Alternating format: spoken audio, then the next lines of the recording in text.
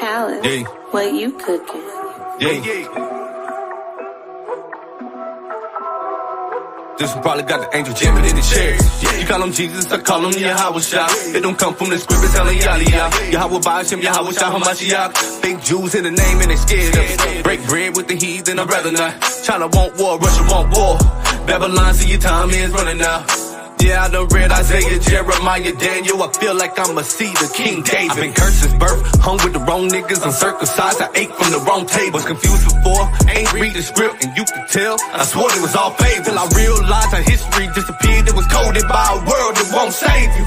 Yahweh gon' make sure we get it. Lord willing, I get it. Lord willing, I see the day.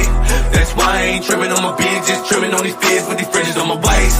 I don't care about images, just care about building up enduring through my faith. I don't care about images, I just care about building up enduring through my faith. I will never forget thy precepts, for with them thou hast quickened me. I am thine, save me. I am thine, save me. I will never forget thy precepts, for with them thou hast quickened me. I am thine, save me. I am thine, save me. I will never forget thy precepts, oh no, no. Oh no. Most High willing, I keep that frame of thought. And that's most High willing. Everyday battling flesh, getting ready for the war. That's why I gotta repent, pray fast, move on. I am thine, save me, because thine enemies make a tumult, play the schemes. That's why the world waxing weak, gave up the world and the we to serve the Lord as my King. We got the faith, yeah, we believe. Sooner than later, you gon' see. Every eye shall see, every knee shall bow. Wow, that's power. If you fit the curses in Deuteronomy well, that power is ours. Time is running out if you ain't on the boat like the days of Noah. 2 Peter 3 and 6. Go 2-7. Work out your salvation. Gave me the precepts. I pray that I live by them. Running this race. Pray I'm enduring to the end. Pray I'm enduring to the end. Work out your salvation. Gave me the precepts. I pray that I live by them. Running this race. Pray I'm enduring to the end. Pray I'm enduring to the end.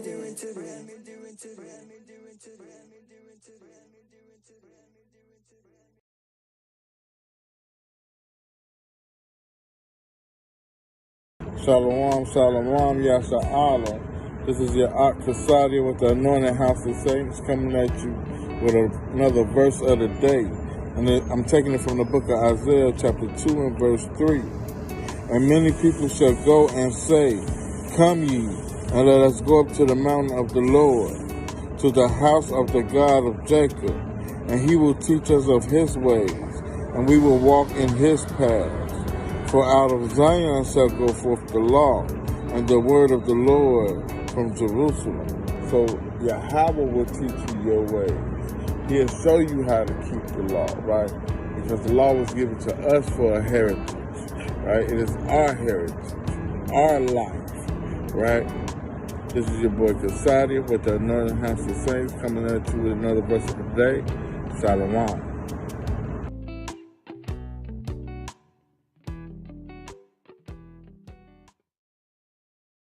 Cultures develop birthday celebrations separately.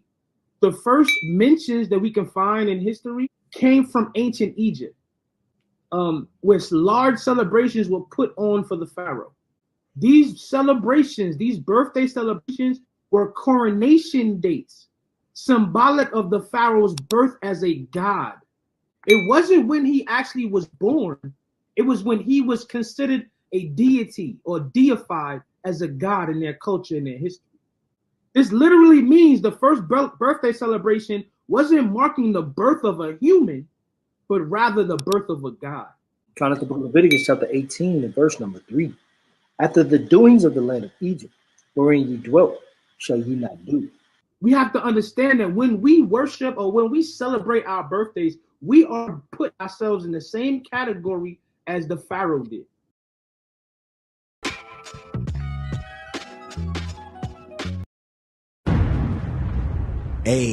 AHOS.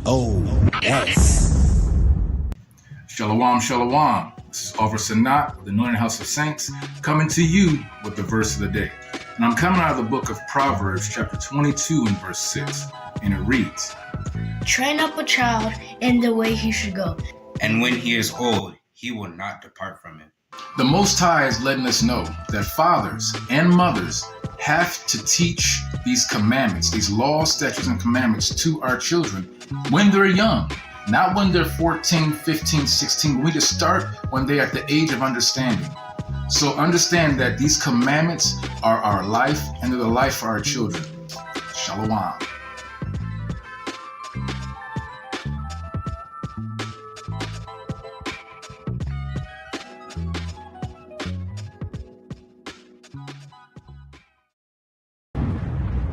AHOS.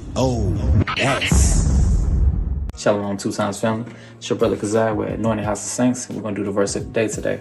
We're going to go with the verse in Deuteronomy chapter 10 and verse 17. It reads, "For the Lord your God is God of gods and the Lord of lords, a great God, a mighty and a terrible, which regardeth not persons, nor taketh reward." So understanding, the Most High is going to give us exactly what we earn. He's not going to take a reward, and he's not going to hold back in judgment. So just because we are Israel and he does respect us, he's not going to respect us when it comes to judgment.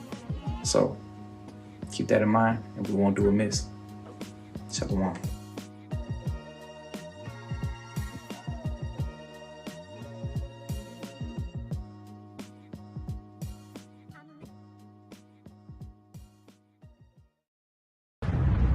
AHOS. Shalom, Israel. Soldier Gary, Anointed House of Saints with the verse of the day. Ecclesiasticus chapter 2, verses 4 through 6. Whatsoever is brought upon thee, take cheerfully, and be patient when thou art changed to a low estate. For gold is tried in the fire, and acceptable men in the furnace of adversity. Believe in him, and he will help thee. Order thy way aright, and trust in him.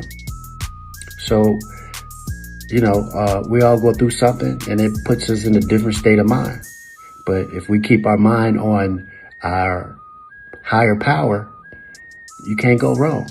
He gonna get you through it. So, trust in him. Believe that there's nothing he can't do. Shalom, Israel.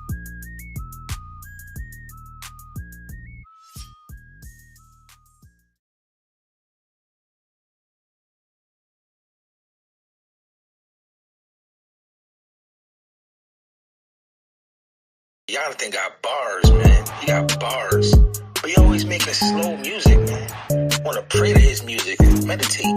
He can't get hype, man. Sometimes I want to get hype for the Lord. Come on, man. Blood on the post. Blood on the blood on the post. Blood on the post. Blood on the post. Blood on the blood on the post. Blood on the post. Blood on the post. Blood on the blood on the post. Blood on the post. Blood on the post. Blood on the blood on the post. Blood on the post, blood on the blood on the post, blood on the post, blood on the post, blood on the blood on the post, blood on the post, blood on the post, blood on the blood on the post, blood on the post, blood on the post, blood on the blood on the post, blood on the post, keeping them close. Man, we got Frenches and Zeeks on the clothes. Me and my brothers ain't sleeping, we reading the secrets. The deepest you been is the ocean. Now we been swimming in waters that's deeper than rivers to Jordan. We creeping up on them. It's the 14th of the month. Bone Thugs one day late for the show. Oh. Ain't never been out, ever since Red Pen Pals. You too late, you let them in now. We like veterans, niggas us power. These secrets only come through steady, no regrets. We walk through water like Jesus. We raising the dead, you see this. Look at this evening pose. Blood on the post, blood on the blood on the post, blood on the post, blood on the post, blood on the blood on the post, blood on the post, blood on the post, blood on the blood on the post, blood on the post, blood on the post, blood on the blood on the post. Blood on the post, blood on the blood on the post, blood on the post, blood on the post, blood on the blood on the post, blood on the post, blood on the post, blood on the blood on the post, blood on the post, blood on the post, blood on the blood on the post.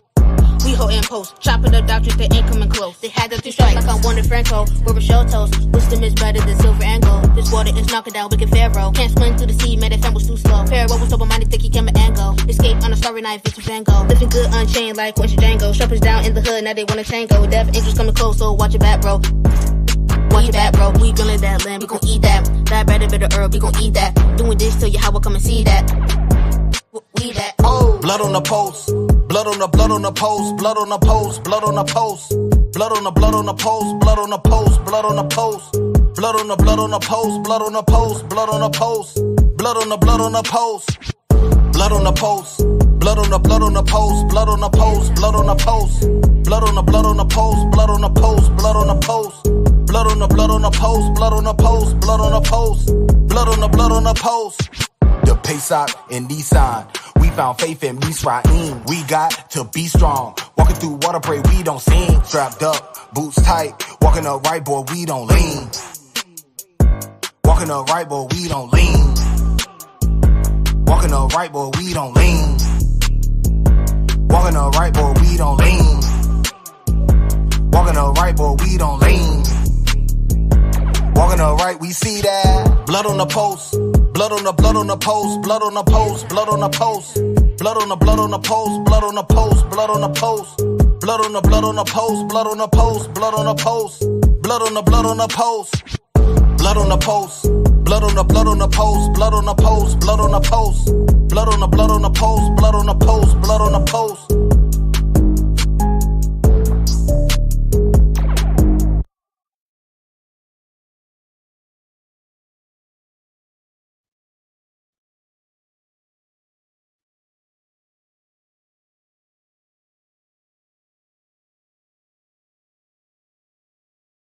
I thought I unmuted my mic. Salakia for that. Shalom, shalom, everybody. Shalom, Israel.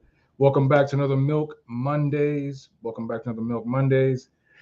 Before we get started, before I say anything else, I want to first give all praise, honor, and glory to Yahweh, Bahashem, and Mashiach Yahweh Shai. I want to thank everyone for being a part of the class. Again, as always, our diligent followers, our brothers and our sisters, we're so glad to have you here because we try to bring these classes to you to the best of our ability through the Spirit. And as always, I'm joined with Captain, and I'll let him introduce. Shalom, y'all. Captain all your all, the aristocrat. That's right. Shalom. Shalom to all. So we're going to have a class that some of you, or maybe all of you, may be familiar with when it comes to dealing with salvation. But we're going to look at it as to what it looks like biblically. So I'm sure Captain has some precepts where it's going to be broken down to milk status, where you be able to get this understanding. But before we get into that, I want to first go over a few announcements. And as you already know, we've been announcing this pretty much for every class. We have our second annual, which will be 2024 second annual Feast of Passover with the Anointed House of Saints. And if you want to attend, if you and your family want to attend, you can do so by visiting our website. Let me go ahead and pull that up for you right now. Visit our website. As you see, April 21st, Passover 2024. Our website is www.anointedhouseofsaints.org. That's anointedhouseofsaints.org. It will be taking place in Atlanta, Georgia. We would love to have you there. Please reserve your seats. Get on the website, order your tickets, and save your seat because we would love to see you so we can have a great time in the Most High. So that's that. Also, any brothers who are wanting to put your brick in to build this kingdom with Anointed House of Saints, you can do so by sending us an email with your requests to anointedhos@gmail.com. That's anointedhos@gmail.com. All right, you can do so by that way. Also, well, you know what? Before I do that, let me go ahead and get these shout outs going because we got our peoples in the room. Glad to see everyone. As always, I'm going to give a first big hearty shalom to our sister Joan Gilchrist. Glad to see you. Shalom to you, sis. Shalom to sis Malka. Shalom, sis. Shalom. Good to see you. Shalom to Akmasha. Shalom to Brother Brown. Shalom to you, brother. Shalom to Brother John Allen. Shalom to Brother Wayne Walker. Shalom to Brother Nazar, 12 Gates Israelites. Shalom to Brother Damon. Shalom to you, brother. Shalom to Be Like Ants Gary, Soldier Gary. Shalom to Shaul Yisrael. Shalom to you. Shalom to HOS Soldier Nadia. Shalom to the mighty Captain Yahweh. Shalom to Soldier Araya. Shalom to Soldier Araya out in the bay. Shalom to Soldier Kasadia in Naptown. Shalom to you. Shalom to the mighty Captain Yakum Yah in North Carolina. Shalom, Captain. Shalom to Captain Yahweh that we said earlier. Shalom to Brother Soldier Yaquab. Shalom to the mighty Officer Boaz. Shalom to the mighty Officer Yawasap. Who else we got? Shalom to the mighty Soldier Keziah, Shalom. Shalom to World Without End. Shalom, brother. Good to see you. Who else we got on here? Shalom to Victoria Christina. Shalom, sis. Shalom to the soldier Zebulon Ben Yasharala. Shalom, brother.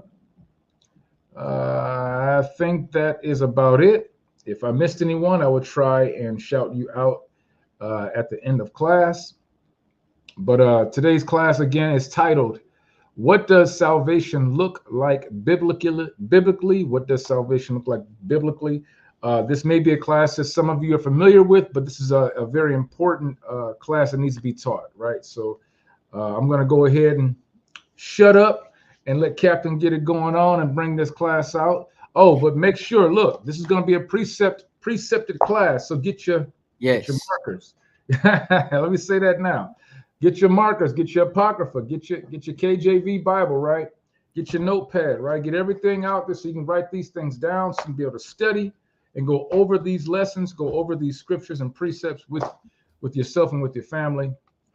That's what we're here to do, is we're here to teach, we're here to edify through the Spirit. So with that, all praises, Captain, it's all yours. Go ahead and take it over. All right.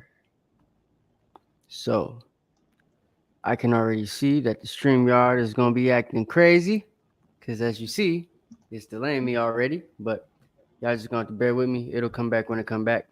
I'm going to try not to leave the screen.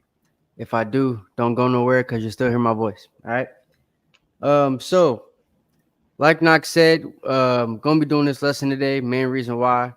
Going to be getting back to the milk stuff, real milk stuff now. You know what I'm saying? We played around enough for the year. We in February. It's time to get things going, right? So salvation. A lot of people talk about salvation and they don't really go through the events kind of chronologically on how things will happen in the Bible, right? So I don't want to pull out everything. We wouldn't have time for that. Not nearly everything. But there's a couple of precepts I pulled together to kind of give you guys a little bit of an order and to let you know exactly what's going to be going on to an extent, right? Not the full extent of what's going on, because there's a whole lot of different ways that you could go as far as how deep salvation is, right? When it comes to the Bible, there's the people that salvation is for. Could be a topic by itself. The events of salvation, as far as like what's going to be happening. Is there going to be any wars, and how many of the wars, right? Does Yahushua come by himself, or does he come with a multitude of angels or other beings or something like that, right? Will there be anybody trying to fight him when he comes back? You know what I'm saying? Is the reason that they're showing all these Super Bowl commercials and stuff like that with the spaceships and everything, right? And they're giving you the information about the UFOs and the AP, what are they called? UPAs or UPBs or whatever the hell, right? The unidentified objects and stuff. All the different nicknames that they have for them. They got all these crazy nicknames. I don't know what the acronyms are yet. Unidentified flying, what is it, a UFI or flying phenomenon or I don't something know. phenomenon? Yeah, it's something else. They got some of the crazy name for it. But that's what I'm trying to say. So these people, they're kind of alluding to what's going to be happening. You know what I'm saying? And the Christian church doesn't talk about it. There's Israelites that talk about salvation, but like I said, there's not many videos that actually give you the order in which how things are going to happen. So there's a small clip we'll play today in the video, but not going to be yet. This is going to be mainly precepts. You know what I'm saying? Things that you could get throughout the Bible to prove exactly what it is that is going to be happening here. So there's a concept that the Christian church uses, or that they refer to this as. They call it the rapture, right? Put a 1 in the chat if you've heard of that before. UAP. There you go. That's what I was looking for. Yeah, unidentified aerial phenomenon. That's there what it you is. Go. That's what it is. That's right. So the UAPs, right? They're giving you hints that they're seeing these things now, and I guess they're seeing them so frequently that they don't know how to stop them. So they're gonna try to come up with some things to put that out there, right? But all right, bet. So we got some ones in the chat. So main thing I want everybody to understand is there's a lot of instances in the Bible that refer to this so-called rapture, right? But the way that the Christian church teaches it and the way that they refer to it isn't exactly correct, right? There's in fact, I want to see if I could pull this up right quick. They had an episode of The Simpsons, right? Where they showed you basically what the rapture would be from the Christian standpoint. Kind of how your pastor would have explained it, right? Yeah. So let me pull this up. Hope we don't get no copyright for this. I don't know if we can or not. Fair use. Right. But I'll check this out right quick. So this is basically the interpretation of the rapture from the Christian standpoint, right? This is how they would teach it. This is how they would say it is, and how they would say it would go. But we're gonna see momentarily that that's not really what the Bible said. Leave your body, Seymour. Leave your body. F below.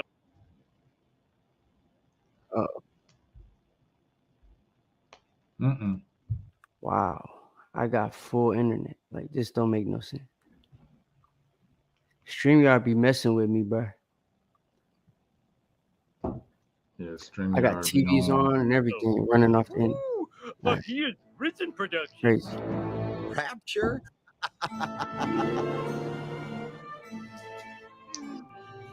Oh, Mr. Thompson. I don't know why it keeps doing that.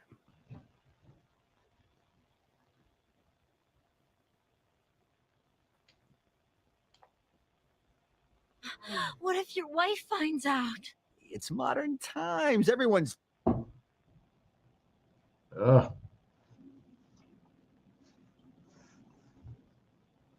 I can try and pull it up if you want me to. If you send me the link, or put the link in the. Just go to YouTube, bro, and type in Rapture Simpsons.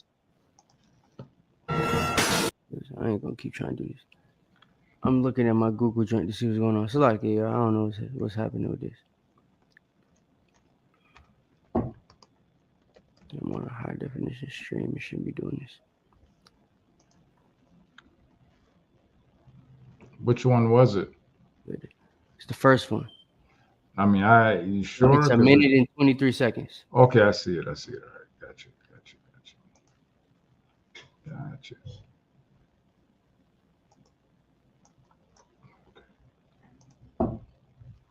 So like, yeah. Don't know why it likes to do that to me. Yeah, they do. I'm the one on the hate watch list in the camp. So it is what it is. Hold on 1 second. Make sure that's the right one. Why are you not sure? Oh, just type in Rapture. There we go. Yeah, I'm just it's playing these ads. Oh, here we go. All right, here we go. Go ahead, pull it up.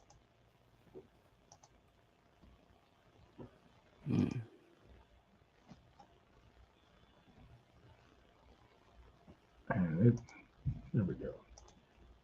Can you see it? Yeah. All right. You gotta unmute it. Yours is muted. Yeah, I know.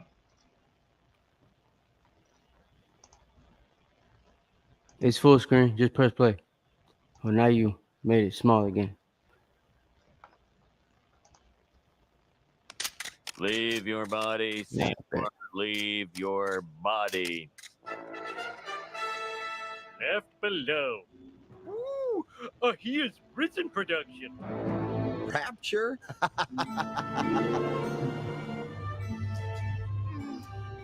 Oh, Mr. Thompson. What if your wife finds out? It's modern times. Everyone's doing it. Where did my Christian limo driver go? My pious husband is missing. The baby I chose to have baptized is gone. Mr. Thompson, what's happening? It's the rapture, Shauna. The rapture. The virtuous have gone to heaven, and the rest of us have been left below. Left below? Where have I heard that before? It's the title of the movie. It's everywhere. We were fools, and because we rejected God, tacitly accepting Satan, we must suffer through the apocalypse. I thought all religions were a path to God. I was wrong. Why did I put my faith in science and technology? Oh, why did I choose to be gay? Oh, this movie All right, will you can haunt stop. me for the life. All right, so you see, that's basically how they explain the rapture in the church, right? So, yeah, that's the rapture from the Christian standpoint, right? But the Bible is a little bit different as far as how it explains it, right? And yeah, Brown, they got me on the bulletin board, bro. Like, no BS. Look, see that? That's modified February 8, 2024. Okay. They got Judah, Raya on here, you know. Yeah. They got Judah on there too, yeah. They got things I said about Hitler in 2020. They got all type of stuff. So yeah, gets real out here, guys. Gets real out here. But all right, so basically give me 2 Corinthians chapter 6. I want you to read smooth to verse 10. Because huh? You said 2 Corinthians? Yeah. 2 Corinthians chapter 6, verse 1. Okay. To verse 10.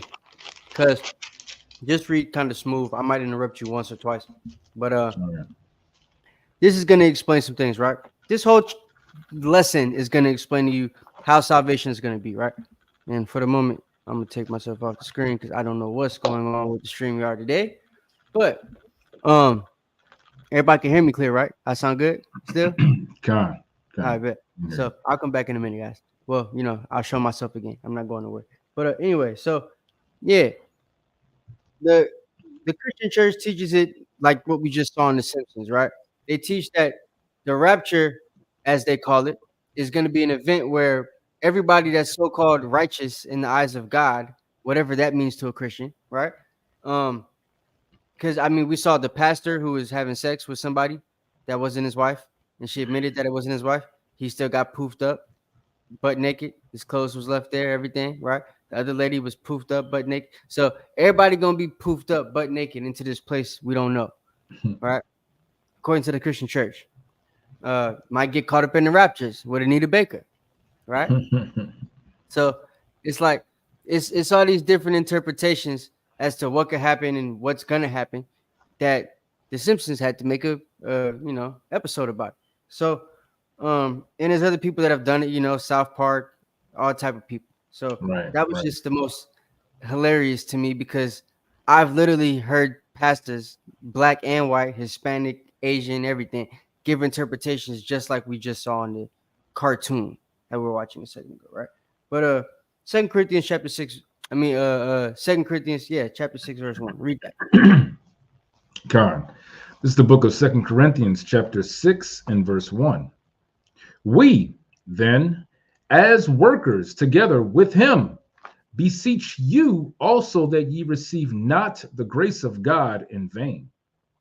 For he saith, I have heard thee in a time accepted, and in the day of salvation have I succored thee. Behold. So in the day of salvation, he succored us, right? He's basically helped us. He saved us. Go ahead. Made sure that we're secure. Go ahead. Behold, now is the accepted time. Behold, now is the day of salvation. And it's important for us to talk about this because, you know, we're within that day now. We're within that time period where these things are going to happen. So it's important for people to understand the events that are going to come to pass and how that's going to go down, right? So that you're not just thinking one day you could do whatever you've been doing, like The Simpsons, and just poof, you're going to be caught up, right? It don't work like that. As far as what you're getting caught up into or where, you know what I'm saying? The Bible even talks about that. Not going to go too deep into it today because it's Milk Monday, but we will get into it most definitely, right? Give you guys a pretty good overview of what's going to be going on in that time. Keep going. Verse 3. Giving no offense in anything, that the ministry be not blamed, but in all things approving ourselves as the ministers of God, in much patience and afflictions, in necessities and distresses. Salaki. So, but I'm gonna let him read through the rest of this after this. But what he's about to read now are kind of like the fruits of the spirit, specifically for certain teachers, right?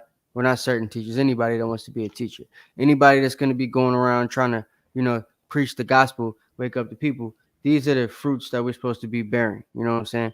The characteristics that we're supposed to show. Some of which I have to work on. Some of which a lot of brothers have to work on, right? But I say that to say that these are the things, if you're a teacher, that you should be attaining to perfect, if that makes sense. That's how you know that you're on the right path as far as how you teach and what you're teaching. Okay, keep going. Verse 5. And stripes, and imprisonments. Oh, Salaki.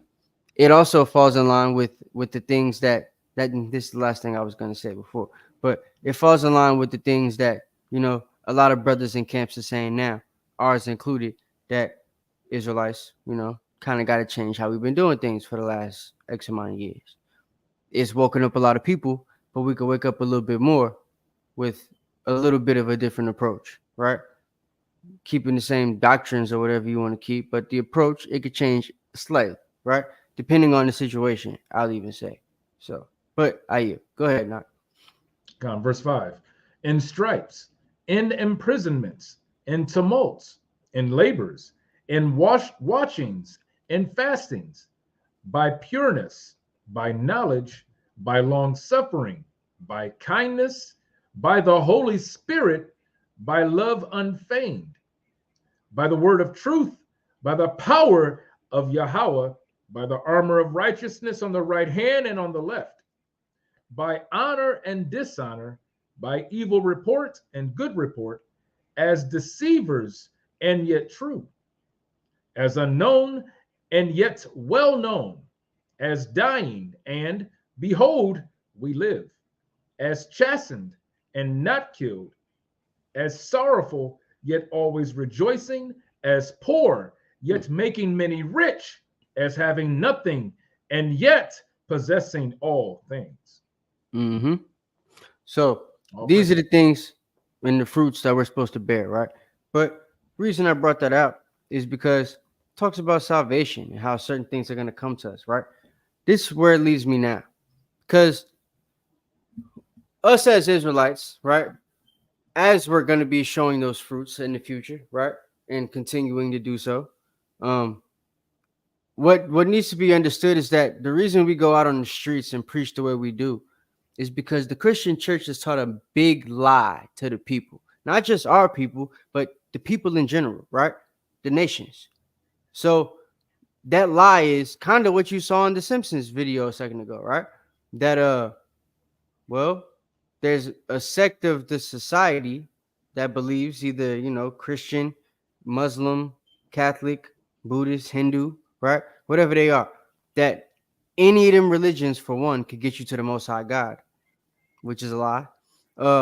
Two, that no matter what they do, there's still an option for salvation, which also is a lie.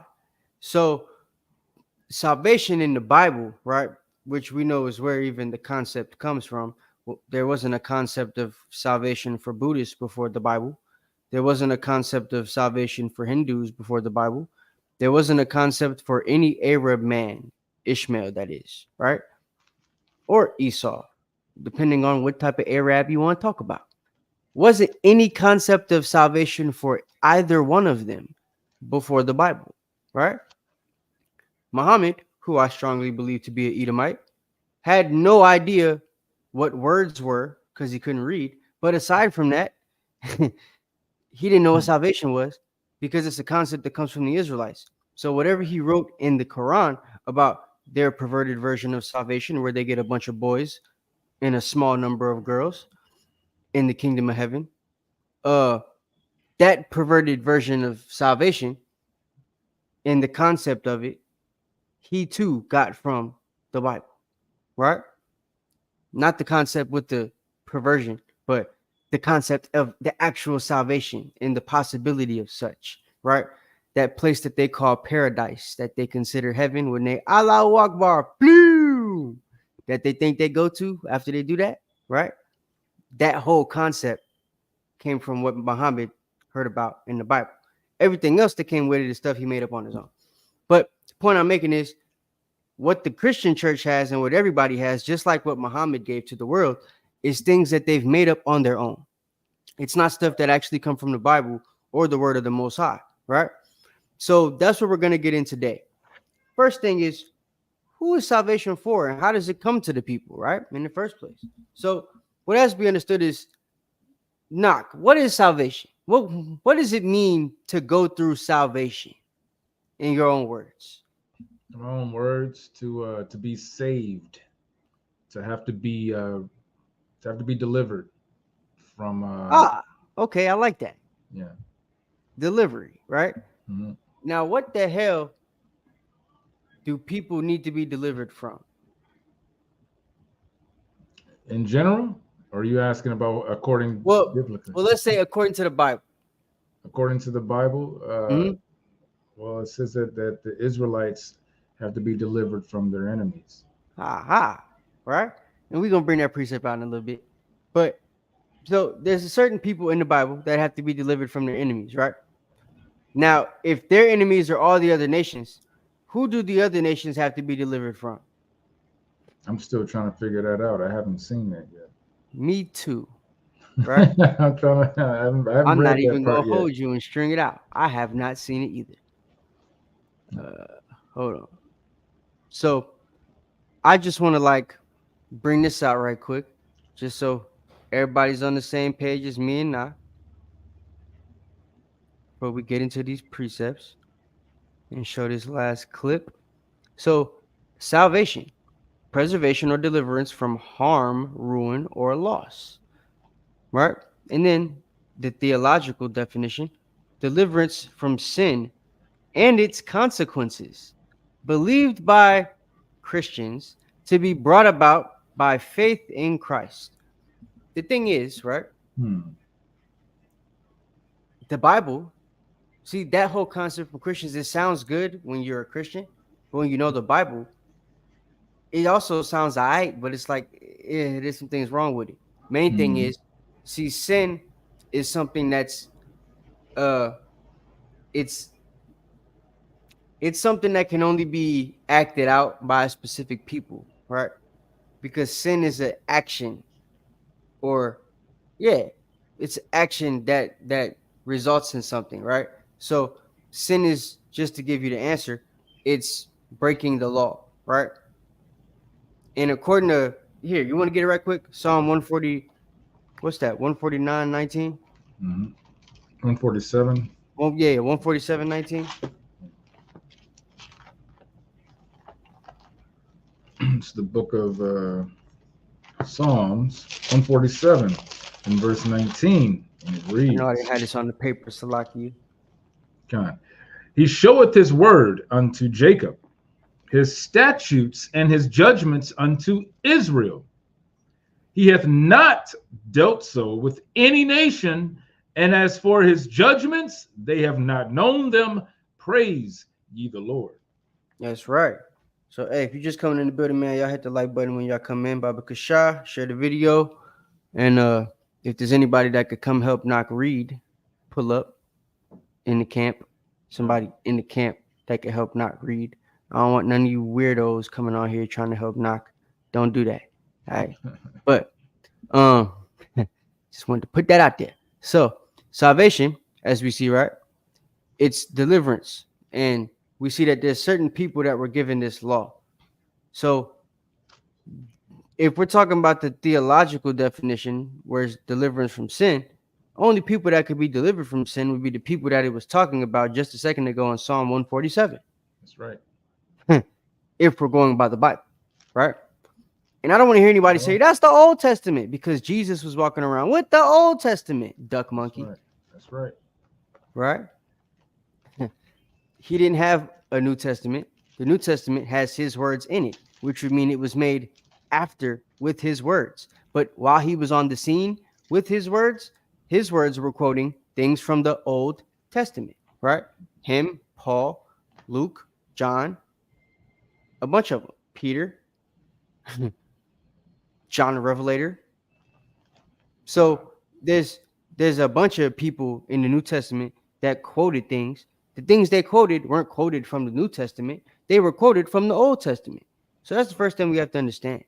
And ironically, the definition of salvation from the theological definition on Google constitutes the same definition of what it would mean in the Bible.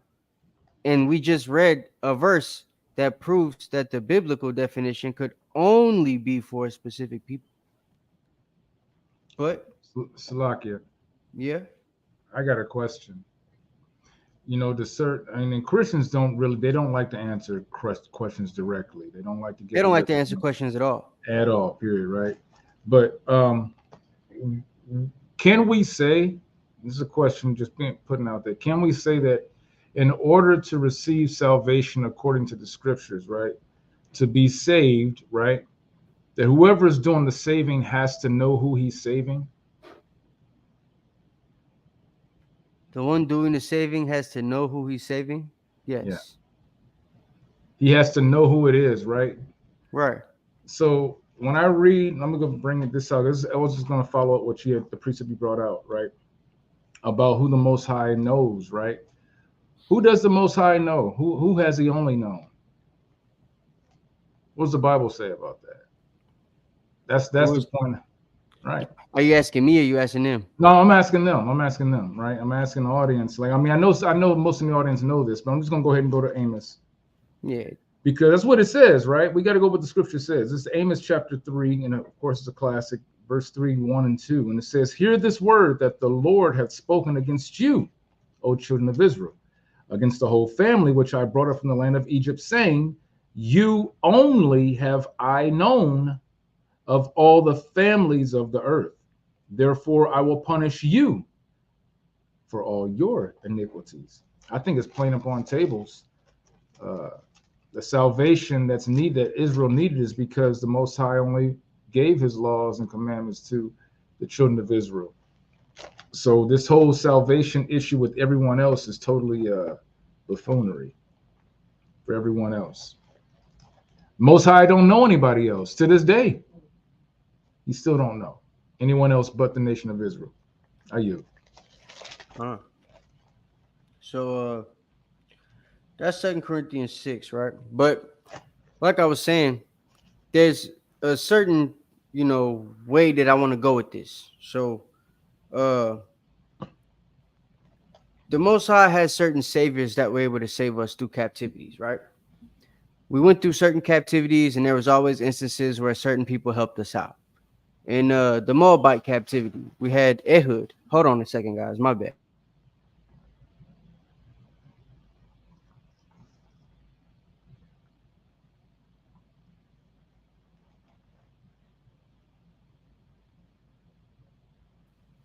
My bad. So yeah, Ehud, he helped us out in the Moabite captivity, right? And then we had people like Esther. We're going through Purim right now, and Esther hooked us up through Mordecai, right? They helped us get through the Persian Mede captivity. Right. So we have certain instances where the Most High will definitely set up saviors, if you will, to help us out through certain situations. So the next thing you got to ask yourself is if, and by the way, in this captivity, the savior is going to be Hamashiach Yahushua. We'll just put that out there. But you also have to ask yourself, because there's no new thing under the sun. If salvation has been for all the other people, why is it that the only people that have needed to have a savior throughout history has only been us? Right? Those are questions that Christians have to ask themselves. But give me Obadiah chapter 15 or verse 15.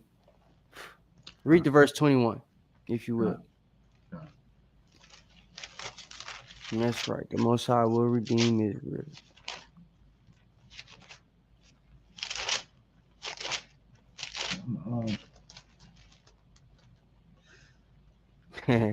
Yeah, don't make sense, right? Why would James have anything to do with people that pierced his brother? That's a good observation, Octaves. But you know what the Christians would say? Because James is his brother. He would tell him to just, just turn the other cheek. James was his blood brother. So, if anybody was going to know how to do it, it was going to be James. Right? And all the black people in the room would go, yeah. The Kunalites we had at camp on Saturday, yeah, that's right. Jesus wouldn't care about that. You niggas is racist. So that's the instance that I don't like, but that's one of the reasons we're doing the class today, right? Who is salvation for? And what does it look like? Because a lot of these people are not going to want to go through salvation once they actually understand what it is, right? And then a lot of these people are going to wish they went through salvation, but when they understand what they have to do to go through it, which is keep the commandments, they're not going to want to do that either. So they're going to be stuck like Chuck, right? Right. Two situations they don't want to be in. Because Ezra told us that basically the people that go through this salvation, it's going to be a situation where it's good for them because they made it, but it's also going to be bad because they made it. Because they get to remember while they're going through the wilderness and stuff like that, they get to remember all the people that they lost. Right? Some of them you might have seen a moment before you got, caught up. They ain't with you, so you know what happened to them. Right? Could be your wife. Could be your parents. Could be your brother, sister. Right? Girlfriend. Somebody you're courting. Your priest. Your spiritual father. Right? All these things brothers be saying and sisters be saying. So the scriptures talk about that. Even the feelings of the people that are going to go through the salvation. Which is why I say there's going to be situations where a lot of people not going to want to go through that. They're going to wish they're the people that die before it happens. But the scriptures also say it's better to be the ones that live than the ones that died first. Because you got to experience the real death. Whereas the ones that live, they didn't. Right? And when it comes time for the real thing to happen, if they make it through the wilderness, they ain't going to remember none of the people that died anyway. Will be no remembrance of the former things, as you can't remember now. So, but all of that's conversation for another time. Obadiah chapter 5, verse 15. Come, the book of Obadiah, the book of Obadiah, verse 15. Check this out for salvation. For the day of the Lord is near upon all the heathen. As thou hast done, it shall be done unto thee. Thy reward shall return upon thine own head. For as ye have drunk upon my holy mountain, so shall all the heathen drink continually. Yea, they shall drink, and they shall swallow down, and they shall be as though it Salakia, and they shall be as though they had not been. That's right. So look, that's salvation, right? Not just told us that salvation is being saved from somebody. And the Bible is telling us when Israel gets saved, the people that they're getting saved from are going to be as if they had not been. Talk about salvation, right? But the Christians tell you everybody's going to be saved. Anybody that believes in Jesus, you're going to be good. All you have to do is confess Jesus into your heart. How do you do that? Just say his name 3 times and turn around and touch your nose with your right finger on your left hand. All these stupid riddles and stuff, right? Right finger on your left hand, right? When you can't figure out what that is, they're just going to tell you speak in tongue. When you want to know what that is, they're going to say bibbidi bobbidi boop. And you should be good, right? Dunk yourself in some water. Try to drown. And when we pick you back up, say you feel golden. And float to the back of the room. Right? That's salvation in the Christian church. That's even salvation in the Muslim society to some people. Right? To an extent. Salvation in the Catholic Church. But it's not salvation in the Bible. Right? Part of salvation in the Bible includes a certain people, the heathen, peoples, being not a people's anymore. Why don't they talk about that part? Oh, it's the Old Testament. What did we say? Jesus wasn't quoting from the New Testament. There was no New Testament. When Jesus was talking about salvation, when Luke was writing about salvation, they're talking about Obadiah. Yeah. Feel me? Especially Obadiah, because Obadiah is talking about the people that pierced the one you call Christ. Right? The Edomites. The red people. Color of Rome, right? Greece, red. They're the devil that the Bible speaks of. They paint the devil red. Right? The dragon's red. Red. Yeah. Red, right? White and blue, the saints. You know why the blue's in a little box with the stars and stuff? Because that proves the captivity of the saints. The flag is more symbolic than you think. And I had a teacher in 7th grade tell me that. They used to teach that in school. But moving on. What verse you on? I'm on starting verse 18. Salakia, verse 17. Bet. Keep going to verse 21.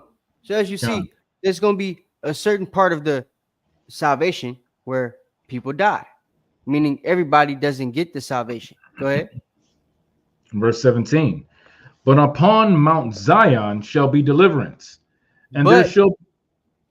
But the people from Mount Zion, the people from Israel, they're going to be delivered, right? They will still be a people. Go ahead. And there shall be holiness, and the house of Jacob shall possess their possessions. And the house of Jacob shall be a fire, and the house of Joseph a flame, and the house of Esau for stubble. And they shall kindle in them and devour them. And there shall not be any remaining of the house of Esau, for Yahweh hath spoken it. Not a people's. Right? It didn't say there shall be some remaining. They just shall not be Edomites anymore. No. There will be none remaining of the house of Esau. The Most High said it himself, has spoken it, right? With his own mouth, to be written with the finger of God on the piece of paper for us to read with our own mouth, right? So that's salvation. Keep going. Come on, verse 19.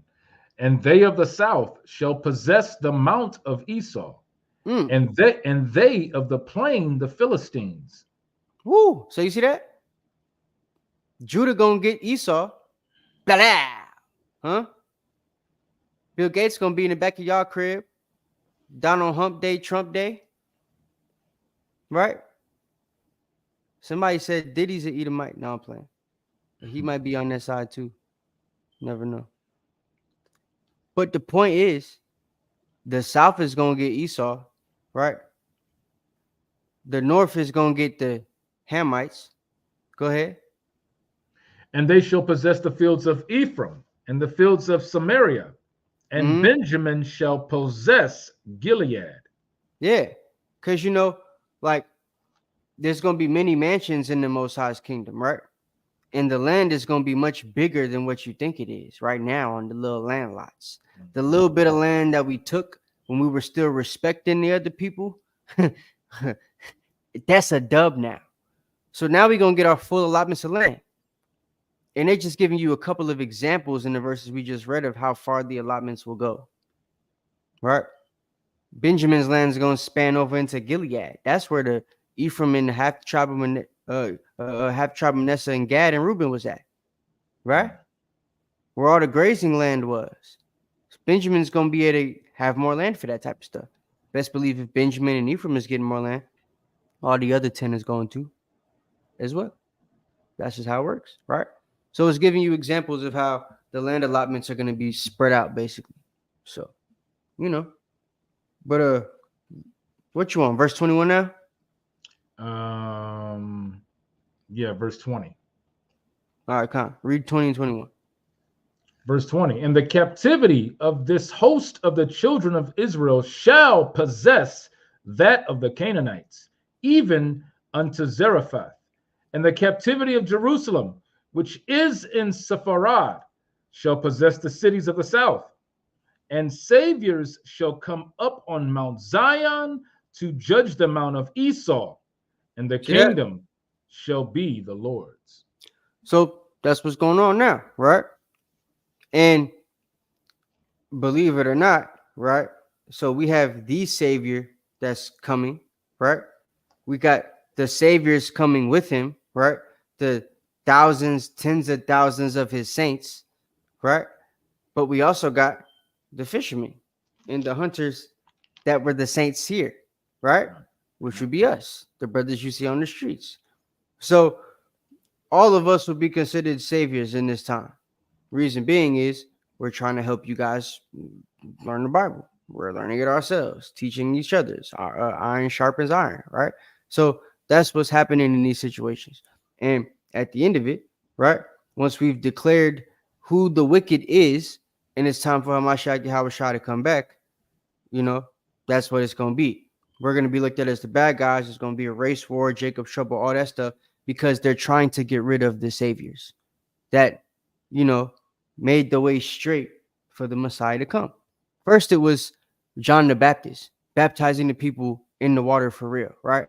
Now it's the brothers on the street baptizing the people with the word mentally, right?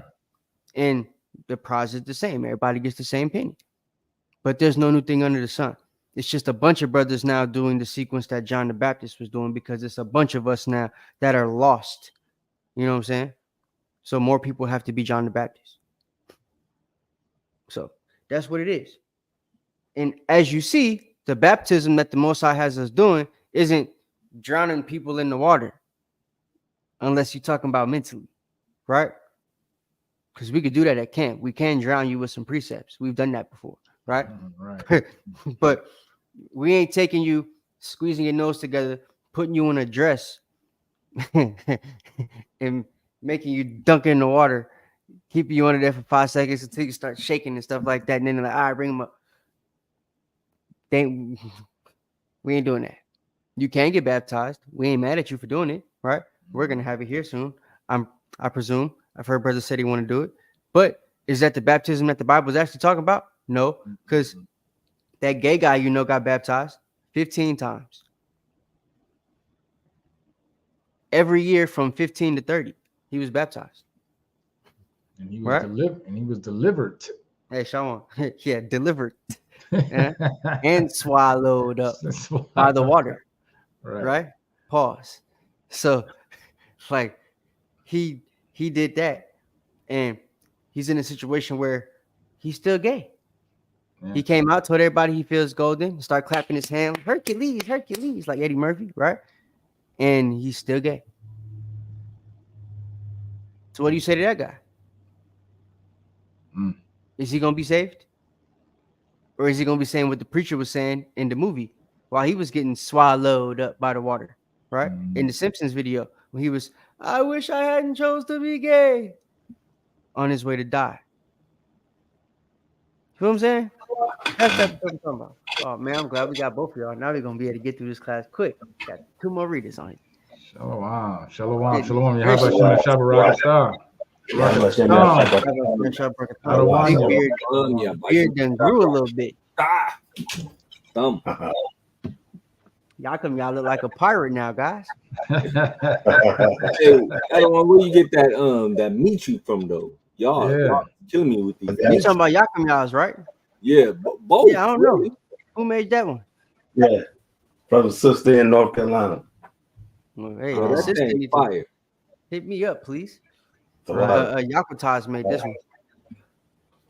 But, so yeah, I need one of y'all to give me Luke 4:18. We're gonna get through this quick now. Somebody else give me Isaiah 61. And somebody else get Luke 1:68. I got Luke 4:18. All right, bet. I got Isaiah 61. All right, so Yahweh, you can get Luke 1:68, and you can get Revelations 22:14. Yahweh, you want to do both of them? You said 14? Yeah, 22:14 Revelation. Con. And Luke 1:68. So basically, right, the gospel is something that we got to get into because who's it for, right? Who's this salvation that we're going to talk about and see what it looks like? Who's actually going to get to experience it from the good side? And who's going to get to experience it besides the Edomites that we just read about on the bad side, right? Who's going to be on the side with the border of wickedness? And who's going to be on the side with the border of righteousness? So we have to see who's who and what's what, right? Now that we've brought out two sides. So Luke chapter 4 and verse 18. Khan, this is the book of Luke, chapter 4 and verse 18. The Spirit of the Lord is upon me, because he has anointed me to preach the gospel to the poor.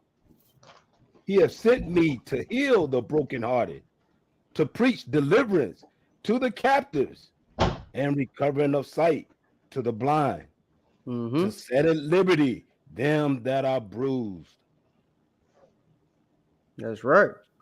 So you see, he called that the gospel. And that, ladies and gentlemen, for those of you that don't know, is a direct quote from the prophet Isaiah, who Jesus, Hamashiach Yahushua, said prophesied well. So well that he quoted him a bunch of times. Because he didn't quote the New Testament, he quoted the Old Testament, right? So what we got to understand here is Luke is quoting the gospel, right? The good news. What else is incorporated in that good news? Well, who said they had Isaiah 61? That was Enoch. I got it. Start at verse 3 and read to verse 6. This is the book of Isaiah, chapter 61, and verse 3. To appoint unto them that mourn in Zion. Where? To appoint unto them that mourn in Zion. So the Most High is here to appoint, well, he's coming to give the gospel, right, to the poor, right, the meek, as we heard. But then he says it's appointed to those that mourn in Zion. So I don't want to hear about you Edomites and you Asians and all you people that, oh, we going through it too. My auntie's on opioids and my cousin got beat up by the full-grown gang and all this other crap, right? I don't care, because he said that he's here to appoint this gospel to those that mourn in Zion. So he said he don't give a damn about the rest of y'all. So you could come with it all day long, right? And this is who Yahushua is quoting from. This is where Luke got his inspiration to quote this quote from, right? Because Luke wasn't on the scene with Hamashiach Yahushua. He had to go somewhere to make sure he was quoting it right once he realized what the quote was. Where he went? Isaiah, the scroll. It wasn't Isaiah 61. It was the scroll of Isaiah. And he went to where it read this. Just like when Hamashiach Yahushua read anything from the scroll of Isaiah, he went to where it read this. Right? That's how it went. So we see the gospel there, right? Keep reading more of the gospel. God. Verse 3, to appoint unto them that mourn in Zion, to give unto them beauty for ashes, the oil of joy for mourning, the garment of praise for the spirit of heaviness, that they might be called trees of righteousness, the planting of the Lord, that he might be glorified. And planting of the Lord, that he might be glorified, right? That what? What's the next verse? And they shall build the old waste. They shall raise up the former desolations, and they shall repair the waste cities, the desolations of many generations. Yeah, because the whole world was destroyed, right? This is going to be after World War III, but it's also all the other world wars that we had, right? Not just counting the ones that America's been a part of, but the ones before that during our other captivities, right?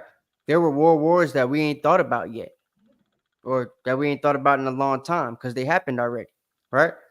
When the Persians and Medes went against the freaking Babylonians, that was a world war. When the Babylonians went against the Assyrians, that was a world war. When the Romans went against the Persians and Medes, that was a world war. I mean, Greeks. You feel what I'm saying? All of these are world wars that we were in the middle of. as the captives, as we are now.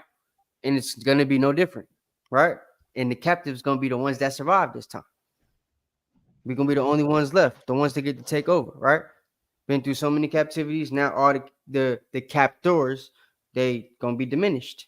Now they become the captives, right? Get to rule over our oppressors. So that's how that works. That's the gospel, right? Is that it? Verse 6? Was verse 5. All right, keep going. Verse 5. I ain't looking at it. And strangers shall stand and feed your flocks, and the sons of the alien shall be your plowmen and your vine dressers. Mm-hmm. So you see that? And when they come with us, they're going to be feeding our flock. The alien isn't the dude from the spaceship that you seen, you know, from Futurama. No. Since we're talking about cartoons. Right. I'm talking about that the guy that, you know, ain't supposed to be in your land with the red hair and the pale skin. That guy, he's an alien. The one with the chinky eyes, thought like that right here. He ain't supposed to be here. Right? So we supposed to let them go. And when they don't get to go, it's going to be certain things that happen to them, right? There's going to be people in captivity, which we'll talk about later on. So that's the gospel, right? These people are going to be in a captivity. These are the good ones, right? The ones that's talking about here in Isaiah 61. These are the ones you're not going to have to beat with the rod of iron. They willingly just going to, you know, beat their own plows in the plowshares. They're going to be tilling the ground for you willingly. What you want, boss? Want some lemonade, huh? Can I make you some dinner? Yakum ya, what you need? Yahawada, can I get your girl something? You can be like, no, nigga, what the hell you talking about? Right? Like, Pelagia. Let me. You know what's crazy is they never address these scriptures. You I go know. to any church in the world and they don't touch none of these. I know. It's like they don't even exist. Yahawada. It's like this part of the Bible don't even exist. It was crazy. A lot of these scriptures we're going to take from is in the New Testament, but they still don't bring them out. Like that stuff in Revelations, where Revelations 2:26, where it talk about people getting the crowns and in a rod of iron. Ain't the crown supposed to be what everybody looking for when they with all this faith they talk about? God. But they don't want to talk about what come with the crown. They want the prize without the responsibility. I thought Christians like Spider-Man, right? Salakia. Can we Go finish? ahead. Can we finish verse 6? Yeah, look for what sure. Look what it says at the end of verse 6. Just, you know, if this salvation is for everyone, and, you know, let's see what it is. Verse 6 says, but ye shall be named the priests of the Lord. Men shall call you the ministers of our God. Yeah. Ye shall eat the riches of the Gentiles. The riches of the Gentiles. So wait, the Gentiles get saved, but the Israelites get their stuff. Why they get saved? Right. Do that make sense? Right. All right. Yahweh. Let's say, I don't even know how to say that and make it make sense. Let's say I'm going to give you my meat tree, right? And I say, I'll give you this meat tree if you give me your house. You going to agree to that? I'm going to tell you, hell no. You know what I'm saying? Don't make no sense, right? But that's literally what that's like the same equivalency when you talk about, okay, so Israelites going to be there. People that oppress them are going to be oppressed to the point where they have to give up all their stuff, right? Yeah, yeah. So we're going to get their house. Mm-hmm. It ain't no, I'm going to trade you my meat tree for your house. It's, I'm going to get my meat tree, I'm going to keep it, and I'm going to get your house, right? Yahweh would say, he would say no if it was his option. You're telling me that they got the option because they're getting saved, but they just going to willingly say, yeah, here's all my stuff. Just take it. You got it. What? Y'all crazy. For real. That don't make no sense. And I know y'all know white people. Hell, you black people, you Negroes think y'all Gentiles. I know y'all know yourselves. In your heart, you're saying, I ain't gonna be cool with that. God gonna have like all you girls that be making the jokes about God and stuff. I know y'all just said, God gonna have to kill me. Not knowing he really is. But aside from that, right? That's the joke you was making because you're like, nah, I'm not going that. I ain't finna give you my house if I'm already going into captivity and gotta give you my stuff. Right? If I'm supposed to be saved, it need to be equal salvation. That's what y'all teach. But when you think about it with your actual brain, not with the doctrine that they gave you, it don't make sense. Feel me? So, that's crazy. Luke 1:68. John, this is the book of Luke, chapter 1 and verse 68. And one of y'all get Matthew, my bad, Yahweh. One of y'all get Matthew 19:17, and somebody else get Sirach 12 and 13. Then we're gonna really get into it. John, this is the book of Luke, chapter 1, verse 68.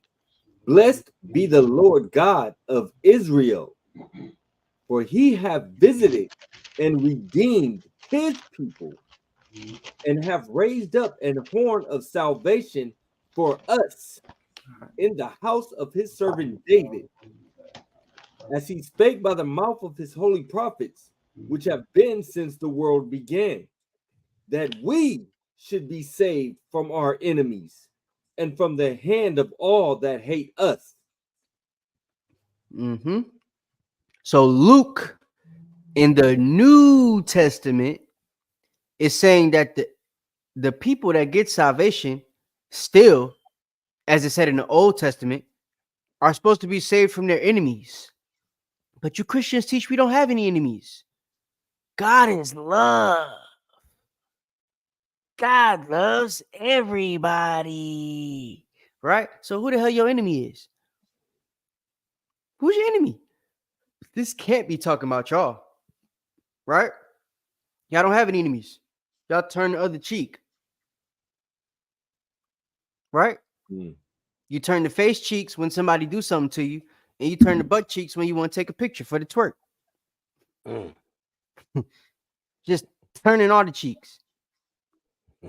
So we're in a situation where now I'm confused. If I'm a Christian and I read Luke in the New Testament, chapter 1, verse 68, and it says the people that's getting salvation supposed to be saved from the enemies, I'm like, damn. Well, they said slavery over with.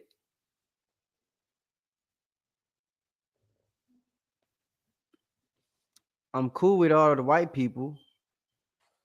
I voted for Biden and Trump. I voted for Trump one time and Biden the next time. You know what I'm saying? Not me, I'm just saying. But I'm speaking as a Christian, right? A black one. And now I don't understand how I'm supposed to be saved if I only get saved if I got enemies, but I'm taught not to have any enemies. Don't that mean by default none of y'all would be saved? Or am I just tripping? Am I putting two and two together too well? Or does that make too much sense? It make too much sense.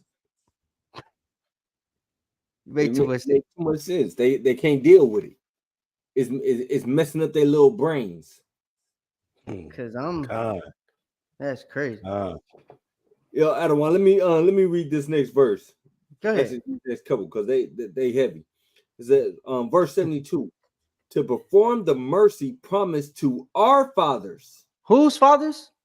Our fathers. Why are we in the New Testament and it's still possessive? Come on. We gotta that Christians gotta answer that in your own head. I know you're not gonna get on the platform and answer it, but why are you listening to this? Answer that. Why is it possessive if God loves everybody? Right. Why is he still speaking in a tone where it's for certain people? Go ahead. And to remember his holy covenant. Wait, hold on. How do you remember a covenant you was never part of? Come on. God, bring that out.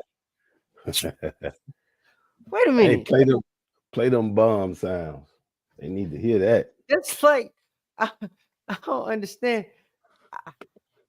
Yo, How in the world do you remember something that you never knew?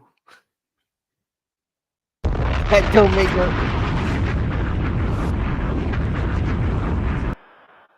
It's crazy that I would have said to read that because I just put that in my own damn head. I didn't even know that was there. Like, I'm thinking, like, damn, it really say that, and they skip over that. Right. They go right past it. It's possessive. It say our, and then it say that, and you still like it's talking about me. I don't understand that. Good. This is crazy. What's it? Wow. 73. I want to get 74, but I'm gonna get 73. The oath which he sware to our father Abraham that he would grant. Wait,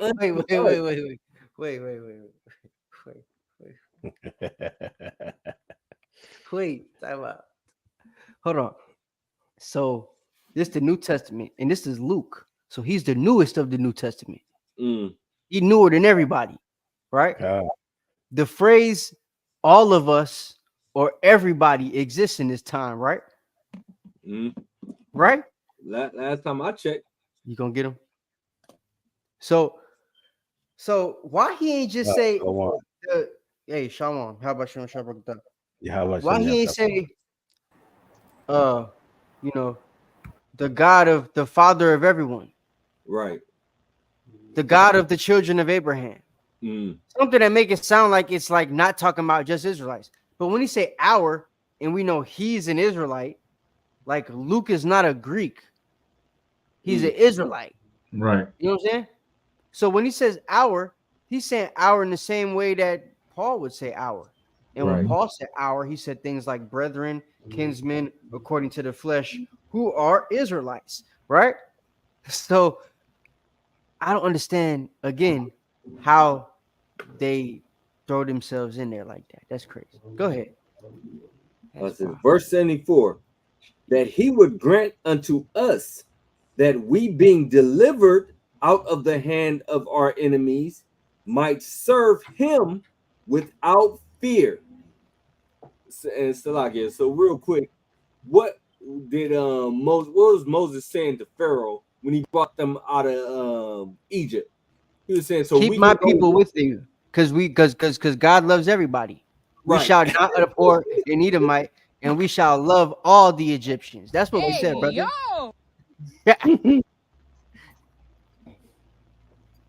Man, it's madness. And the thing that like really threw me is he said that we can serve our God, because Moses said the same thing to Pharaoh. He said, so we can go serve our God, right? That's keeping the laws, the statutes, the commandments, because ain't nobody else doing it, right?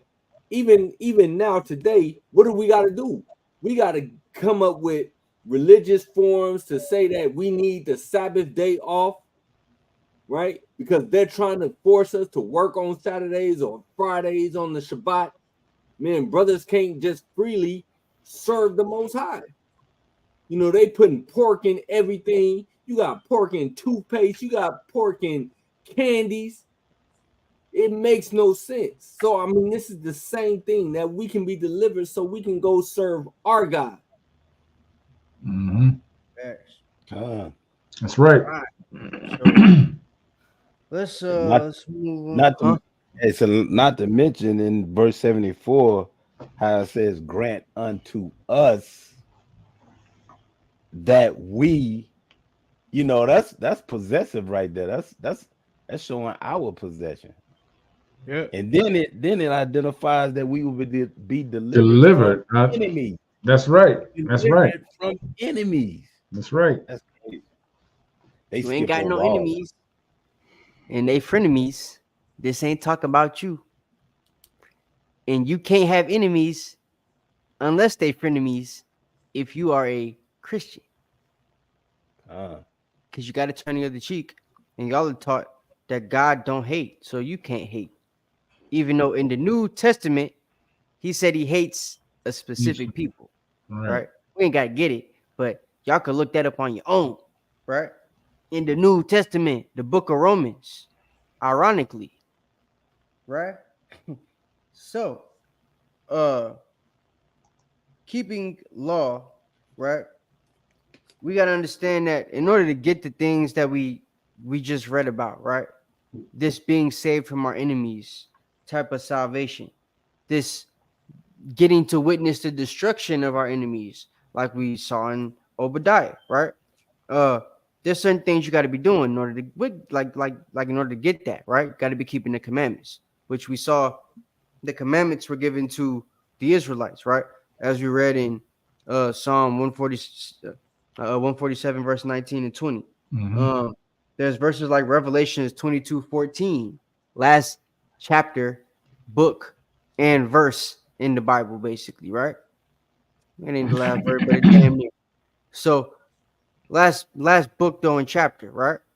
And it's telling you keep the commandments. So we know we could basically make that conclusion through faith and works. You get those gifts, right? But let's kind of get into what those things are. So somebody give me 2 Thessalonians chapter 2 verse 1. You could drop Revelations 22 if you had that. We ain't gonna get that right now. 2 Thessalonians chapter 2 verse 1. Somebody else gets 2 Esdras chapter 9 verse 2. Someone else gets 2 Esdras chapter 15 verse 8. I got 2 Thessalonians. Okay. Call it the second one again. I got 2 Ezra 15 and 8. Okay. Esdras 15 and 8. All right. The second one was 2 Esdras 9 and 2. Since there's another one, let's get 2 Esdras 16 and 1 for the last person. God, this is the book of 2 Thessalonians, chapter 2 and verse 1. Now we beseech you, brethren, by the coming of our Lord Hamashiach Yahushua, and by our gathering together unto him, that ye be not soon shaken in mind, or troubled, or be troubled, neither by spirit, nor by word, nor by letter, as from us, as the day of Hamashiach is at hand. So the day of Christ is at hand, right? That's basically what he's telling you, which is why we're having this conversation today. Go ahead. Verse 3, let no man deceive you by any means, for that day shall not come, except there come a falling away first, and that man of sin be revealed, the son of perdition. You see that? So a lot of people don't understand that in order for this thing to happen, there has to be a falling away, right? So a lot of the Christians, they thinking the Israelites are always going to be the Israelites and the Christians just going to get, brought into this thing. But the whole reason there's a grafting back in and a bringing back, through Hamashiach Yahushua, who the world ignorantly calls Jesus Christ, is solely and specifically because the Israelites fell away. You know what I'm saying? They weren't supposed to fall away, but they did. So now they're getting an opportunity through grace to bring themselves back, right? And there's going to be a select few that do through predestination, which talks about that in Romans chapter 8, right? Because Paul had to re-explain all of these things to the Gentiles, right? The brothers that were acting in heathen ways, the Hellenized brothers and stuff like that. And also to the brothers that knew what was going on, but didn't want to accept why they had to accept the other brothers back into the congregation. So that's the reason why Paul's on the scene explaining things to you from the Gentile perspective, right? But notice every book he's talking to Gentiles, supposedly, he's calling them brethren and kinsmen according to the flesh, right? He says it in damn near every book. He either calls them brethren and kinsmen or brethren according to the flesh. You can look it up, get a concordance, right? But he refers to the people in the letters that he's talking to as his brethren, which proves that he was talking to the Israelites, right? Furthermore, the Messiah commanded the people to go into the places the heathen were at, but to go amongst the dispersed among the heathen, right? Not to go to the heathen and disperse themselves. You feel me? So we also have to take those things into account. Also, more scriptures, as Yahweh was saying, that the people skip over, right? The Christians have them in their New Testament that they love to read, but they don't read the scriptures that actually make the New Testament make sense with the Old Testament. Right? So, keep going. Con, verse 4. Who opposes and exalted himself above all that is called Yahweh or that is worshipped, so that he as Yahweh sitteth in the temple of Yahweh, showing himself that he is the Most High. Yep. So basically, these people are opposing the Most High, right? In the way he's worshipped. Okay, go ahead. Verse 5. Remember ye not that when I was yet with you, I told you these things? Yeah, which is why the Most High told us not to have any gods, but besides him, right? It's why he gave us a certain law, statutes, and commandments that we were supposed to follow that was supposed to stop us from going off, right? That's why he told us that if we're within our land, we're supposed to keep these laws and statutes so that there be our, wisdom in the sight of the nations. And if we're not in our land, we're supposed to be the same thing. So it'll be our wisdom in the sight of the nations, right? But what did we do? Not show wisdom in the sight of the nations. We did what the nations do, right? Right. Coonery and buffoonery. So now we're in the situation that we're in. Go ahead. Verse 6. And now ye know what withholdeth that he might be revealed in his time. But now we know that it's time for him to be revealed, right? And those of us that are in the truth, we already know who it is. Go ahead. Verse 7. For the mystery of iniquity doth already work. Only he who now letteth will let until he be taken out of the way. Yeah, so the mystery of iniquity, the reason why everybody's so wicked and why the world is going downhill and everything like that is because Esau is the end of the world, but Jacob is the beginning of the one that followeth. The one that followeth is not here. So until it comes, the people will mourn, right? The animals will mourn. The plants will mourn, right? Until the righteous come into rulership, right? So everybody can rejoice. That's how it's working right now. So we're on a slow decline of the planet, right? And at the same time, watching the kingdom of Esau fall. Feel me? Go ahead. Verse 8. And then shall that wicked be revealed, whom the Lord shall consume with the spirit of his mouth, and shall destroy with the brightness of his coming. Even him whose coming is after the working of Satan, with all power and signs and lying wonders, and with all deceivableness and unrighteousness in them that perish, because they. So this is what we have going on, right? These people are going to be going through these things as they perish because they what? Because they receive not the love of the truth. Yeah, when we was out there on the streets trying to tell them what was going on, we making these videos trying to tell them what's going on. When brothers is going into churches trying to tell them what's going on, when brothers see you on the train or see you on the plane or see you in the bathroom or see you at work or whatever it is that they do when they see you and they teach you the word, right? You don't give a damn. Brothers put their life at risk. Nigga on a forklift trying to teach you about the word. You don't know that he could get fired if you went to tell the boss about the junk, but he know he could get fired if you went and told the boss about the junk, but he's still telling you about it, right? Dude could lose his pension, he could lose his whatever, retirement, his business, all type of stuff, right? Just for saying the truth. They could call you an anti-Semite and put you on a website like they did me. Right? With your government name. It didn't say Shar Al Ya'al, L-E-L. It said Eric Latham, nigga. Y'all saw it. So it's like people don't understand the level of risk brothers already take teaching the Bible, right? The way that we teach it, the truthful way, teaching what's actually in it, the things that are coming to pass, and the way that the Most High feels about people Israelites included, right? And his son, for that matter. But it's like folks don't understand that the things that Yakamiya is about to continue to read, they're gonna happen the way that they happen to people simply because they didn't want to accept the things they were told to go research, right? The things they were told they could go look up and come to the same conclusion we came up to when we went and actually looked it up sincerely, right? When we heard what the brothers was saying, or if you a sister that learned from sisters and you heard what the sisters were saying, or if you a brother that heard a sister say it and she made you go look it up or whatever, and you learned from the sister, right? Whoever it was that you learned from, you ignored them, nigga. That's why the Most High gonna let you go through these tribulations. We're gonna read it in a second. Go ahead. Come, because they receive not the love of the truth, that they might be saved.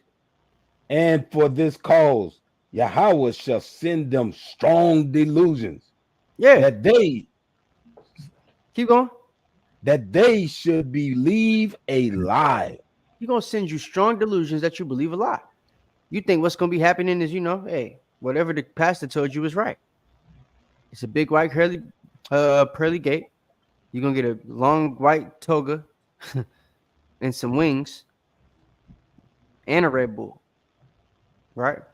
You, Tupac, Biggie, and Kevin Samuel gonna be drinking beer and talking to Jesus, the white one, right? Coors Light. No, bruh. Go ahead, Yakamiya. God, verse 12. That they all might be damned who believe not the truth, but had pleasure in unrighteousness. Pleasure in unrighteousness. I want you to. Yeah, it's cool. We can stop right there. That's a bit. All praises. So yeah, as you see, that's what's gonna happen. That's the fate of them that have pleasure in unrighteousness, right? The ones that come out on the street to debate you, walk around the camp, throwing boo-boo juju sauce on you and speaking tongue and stuff, right? People screaming at you because their mama's probably white, right? And you talking about Esau and all this other stuff. Like, these are the things that brothers go through. Folks trying to shoot you at camp. You know what I'm saying? Break into your cars. All type of crap, right? So it's like all for teaching the Bible. All for saying what the scriptures say. What's in the book. Right. If you don't want to believe it, don't believe it. But the words cut that deep. You know what I'm saying? So where we at? 2nd Esdras chapter 9, verse 2. Who got that? That one. Con, I got it. All right. It's the book of 2nd Esdras, chapter 9 and verse 2. Then shalt thou understand that it is the very same time wherein the highest will begin to visit the world which he made. Therefore, so it's gonna be a time, right? Which is soon. It's already really started. If you go to like Isaiah 29:6, tells you that when the Most High begins to visit his people, he's gonna send storm, tempest, earthquake, right? And we've seen all them things. Haiti get hit with a big storm and tempest every damn year, it seems like, don't they? God. Yeah. He been destroying America with wildfires for at least the last 5-10 years. When it comes to summertime, right? That's right. Got the water problems all throughout the United States. It ain't just Flint and Mississippi. Georgia got bad water. Florida got bad water. You know what I'm saying? New York, California, Nevada. They don't have water. So it's things like that, right? So keep going. Read the verse 5. Go on, verse 3. Therefore, when there shall be seen earthquakes and uproars of the people in the world, then shalt thou well understand that the Most High spake of those things from the days that were before thee, even from the beginning. You see that? In the a big thing I want you guys to zero in on, because we're gonna talk about it in a little bit, is the uprisings of the people in the world. Because something that a lot of people aren't privy to, especially the ones that refer to the salvation as a rapture, right? They don't know there's going to be a race war in America at some point. Especially if Donald Trump gets elected. I see it happening. Oh, God. Right? They already tested it the first time. Second shot won't miss. Right? So it's like, if we get put in that situation, a lot of y'all not going to know what to do. A lot of y'all going to be ass out. I've seen you shoot a gun. Right? Tell them, Yakuya. Oh, God.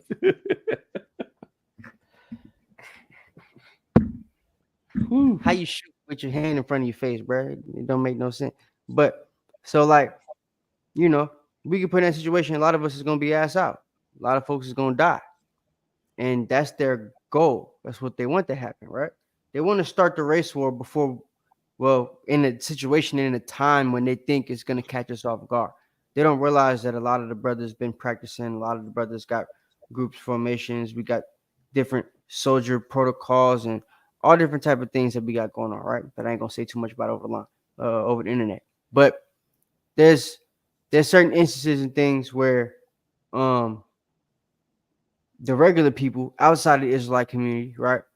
Folks in your RGB groups and your side netted TVs, you know, the Egyptologies and the Morris Science temples, they gonna be dead, dying, you know what I'm saying, in high distress situations because they're not doing the same things we're doing to get prepared for that stuff because they don't know about it, right? They don't follow the Bible. So same thing as the Christians, right? They're gonna find themselves in really vicarious situations, especially when it comes time to, you know, get down and dirty with the weapons. So I just want to try to keep that in mind because we're gonna go over that in just a hot second with Ezekiel 25 and such. So what you got? One more verse left, Knock? Did you want me to go down to verse 7 or 8 though? If it sounds like it need to be read, go ahead. Okay, I'm at 5. It says verse 5. For like as all that is made in the world hath a beginning and an end, and the end is manifest, even so the times also of the highest have plain beginnings and wonders and powerful works and endings and effects and signs. And everyone that shall be saved and shall be able to escape by his works and by faith whereby ye have believed shall be preserved from the said perils and shall see my salvation in my land and within my borders, for I have sanctified them for me from the beginning. See that? So everybody that endures these things, they're gonna get to see that stuff, right? But it's things you got to go through. You got to go through it to get to it, right? And that uprising amongst the people is a big thing that brother's gonna have to get through, right? Then after that, you got the actual trouble. I mean, that's it's a part of the trouble, but like the real trouble starts after that. Right. You feel me? Like, go ahead. No, I was just I'm just sitting up here thinking, like, right now out here in Cali, it's bad. I mean, it's so bad. You got businesses that's just shutting down left and right. You got, I mean, these niggas out here are acting crazy. I mean, it's like, and the police got rules. Like, for instance, if someone steals a car, the police can't go into a high speed or go after them. If it's the only way they can is if it's a armed robbery. So if it's a robbery, then they can. But if they just see them on the street and they hop in it and they steal it and they smash off, Oakland police cannot engage. Real talk. Oakland police cannot engage. What? It is really lawless out here. It's lawless. Yeah, they ever heard? Yeah, that's getting ready. That's getting ready to happen nationwide. Yeah, a lot of agencies are going to that. Nigga, what? You gonna get to just steal a car and they can't chase you? They cannot chase you. Oh hell So no! a lot of that with a pistol and strong arm them, they can't do nothing. Bro, you know Atlanta is the sneak your car out your garage capital of the world. Right. They ain't using no guns. You don't even know they stealing it. They just take it. They put a tracker on your junk when you at the restaurant with your girl, and then they follow you to the crib. And you wham bam, thank you, ma'am. By the time you trying to get back in the crib to take her home, the car gone. The issue, Salakia, the issue behind that new changing of those policies has to do more so with a lot of the carjacking is being, Lisa, I know in this city and some other cities, surrounding cities where I'm at, are being involved with young black men. So what they say is that the police don't want.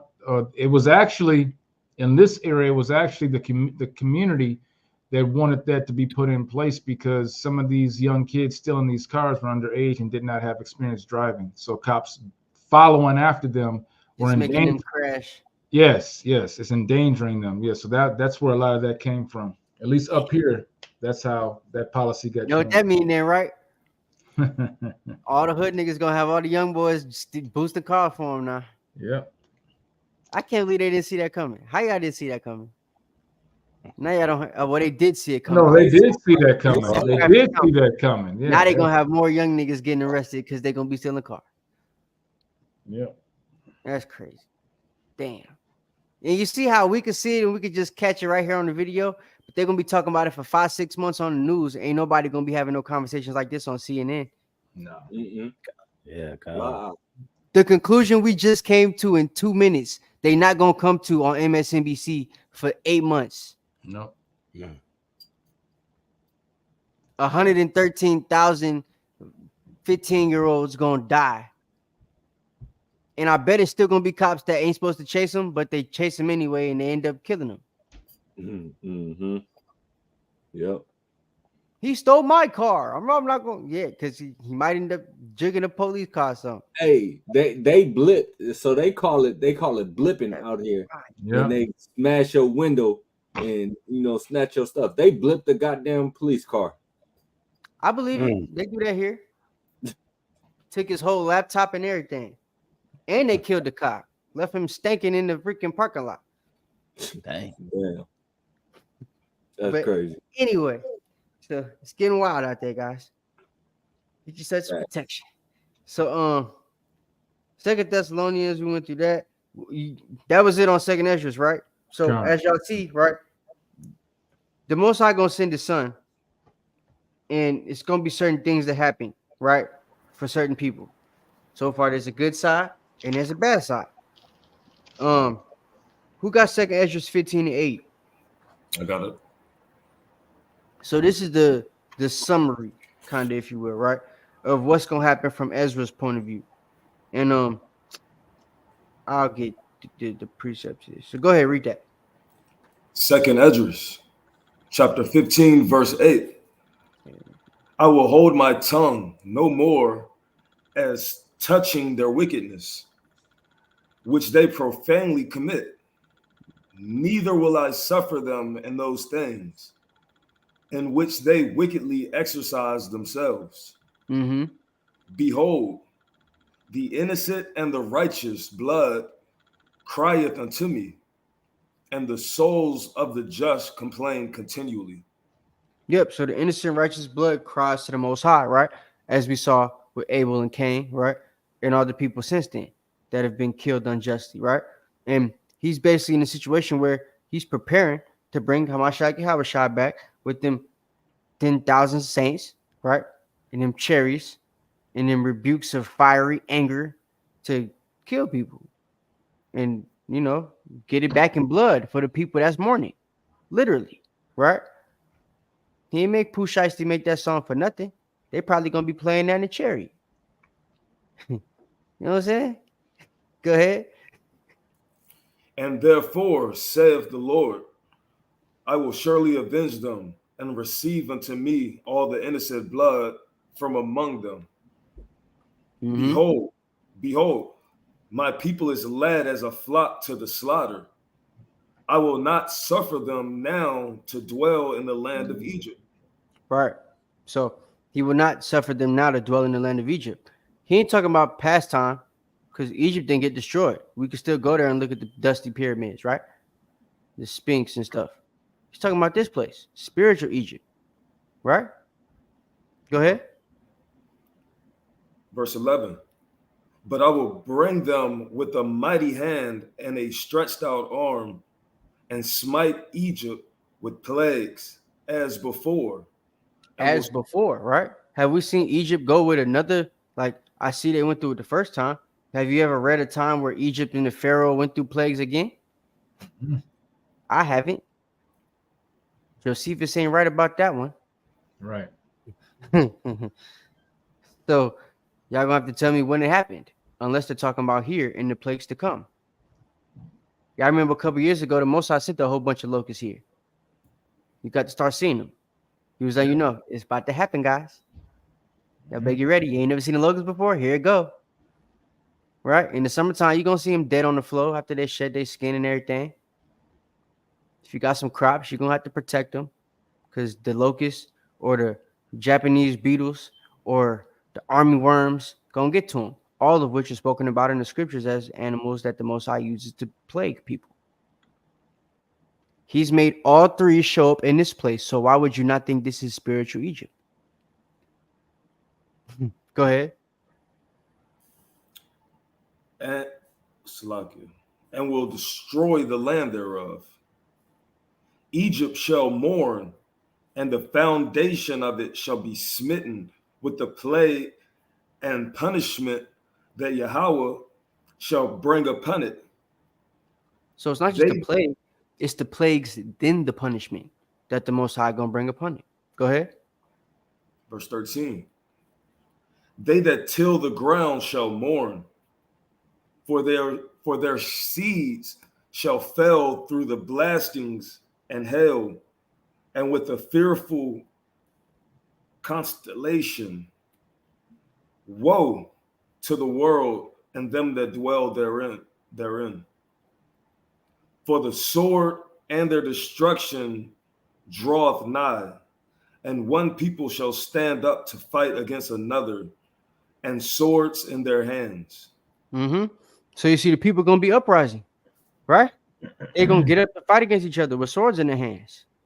So these folks are gonna be in a war, right? This is the race war you have to talk about, and the swords are the guns and stuff like that, right? You know, Esau ain't fighting close to close, close man-to-man combat. He's gonna take his chance with his bullet from far away. So, but that's nevertheless, that's what the situation is gonna be, right? It's gonna start with us versus them, and then it's gonna be them versus everybody else. In which those guns ain't gonna be as close as the ones we're gonna be using, because they're gonna be nukes. And a side note to what we're gonna read in a second, because I'm gonna skip through a lot of these precepts.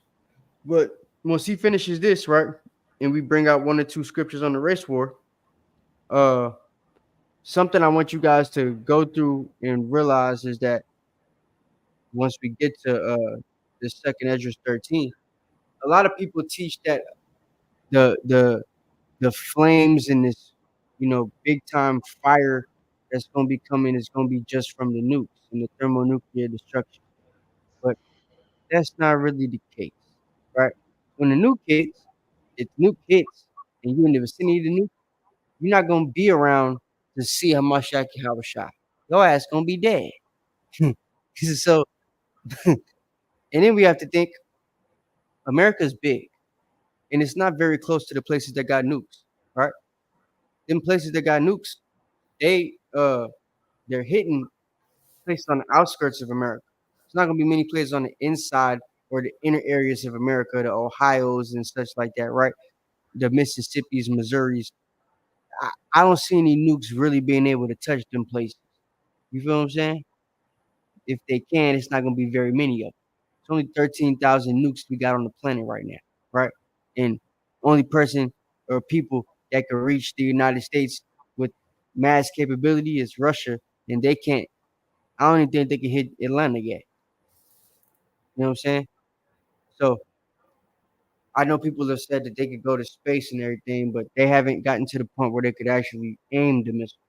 They've got the distance timed correctly, but as far as the trajectory and the aim that they're gonna have to do to be able to hit a target, they haven't mastered that yet, which is why they're still practicing and they haven't filled it, right? So most High's allowing us that time to get things we got to get going together. But in the meantime, right, we got to understand that this race war is going to start, and when it does, Mashiach Yahushua is going to be coming with certain fire, right, which we're going to explain in second Ezra. But continue that. Verse 16. For there shall be sedition among men and invading one another. They shall not regard their kings nor princes. Come on, keep going. Read the verse 19. Come. And the course of their actions shall stand in their power. A man shall desire to go into a city and shall not be able. For because of their pride, the city shall be troubled. The houses shall be destroyed, and men shall be afraid. A man shall have no pity upon his neighbor, but shall destroy their houses with the sword and spoil their goods, because the lack of bread and for great tribulation. Mm-hmm. So you see people going to be fighting, right? There's going to be things going on in America that's going to cause people to fight, right? Even after the race war, it's going to be purge type things going on because people are going to be trying to get food for their family and stuff like that, as we just read, right? So it's going to be all different type of ways that people could find themselves in an array of chaos. So something else to prove to you that this is talking about actual America, right? And not Egypt. Egypt is this. Revelations 11:8 says their bodies shall lie in the streets of the great city, which spiritually is called Sodom and Egypt, where also our Lord was crucified, right? So it's talking to you about where our Lord was crucified, not to say that he was crucified in America, but it's to say that the people that crucified him, right? The nation itself, it's basically moved itself from, Greece, Judea to the Americas because it's the same people, right? It's the same gods, basically, if you will, and the same ideology as far as their rulership and their nation is concerned. So that's that. But Ezekiel 25:14 talks about the race war, right? So that's something that just for the sake of time, I don't want to bring it out because I ain't want to go over 2 hours if I have to. But that's the scripture y'all can read. Ezekiel chapter 25, verse 14, to see how the Most High is going to bring vengeance to Edom, aka the YT people, right? So the WHYTE people, right? So these folks, there's gonna be a war where we fight them, right? We whoop they behind, and then there's gonna be certain things in Jacob trouble that happen after that, right? Which Matthew 24:9-10 talk about. So y'all can write that down as a precept.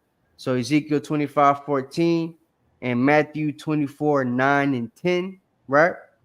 And then for like World War III in the whole instance on that, you can read the whole second Ezra chapter 16, verses 1 to verse 23. Hold on, just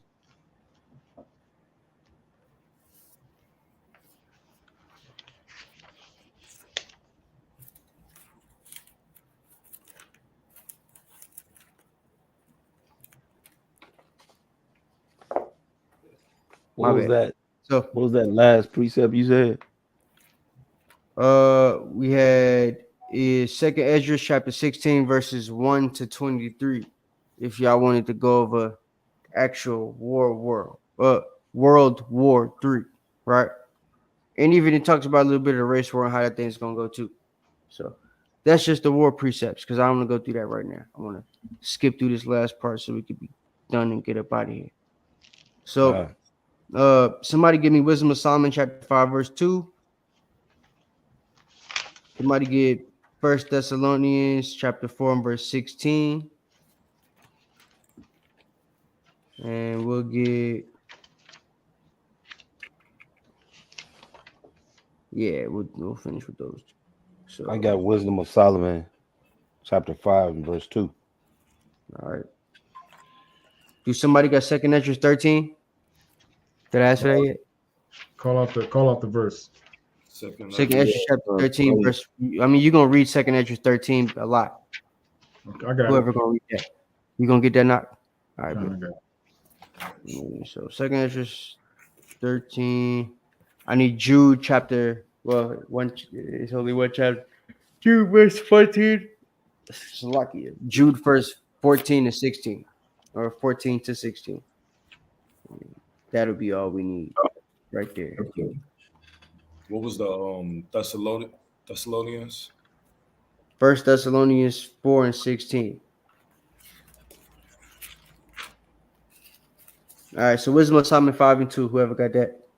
God, this is the book of Wisdom of Solomon, chapter 5 and verse 2. When they see it, they shall be troubled with terrible fear, and shall be amazed at the strangeness of his salvation, so far beyond all they look for. God. I don't know if this is gonna play, but watch this.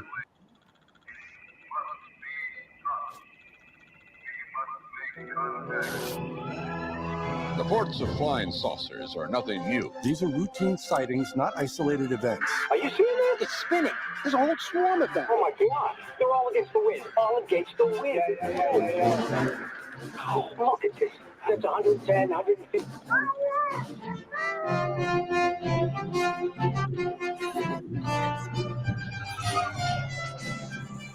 There was an historic hearing today on Capitol Hill and an unprecedented bipartisan push for UFO transparency. とにかくまず今日は天下についてるクリエイティブでビューティフルなコラボレーションをしている This is a play on how the angels feel about Israel. This is a Super Bowl commercial from this year. By the way. Really? Yes, really. And they're showing you. Y'all ain't watch the Super Bowl? I did. You niggas. No, I'm playing.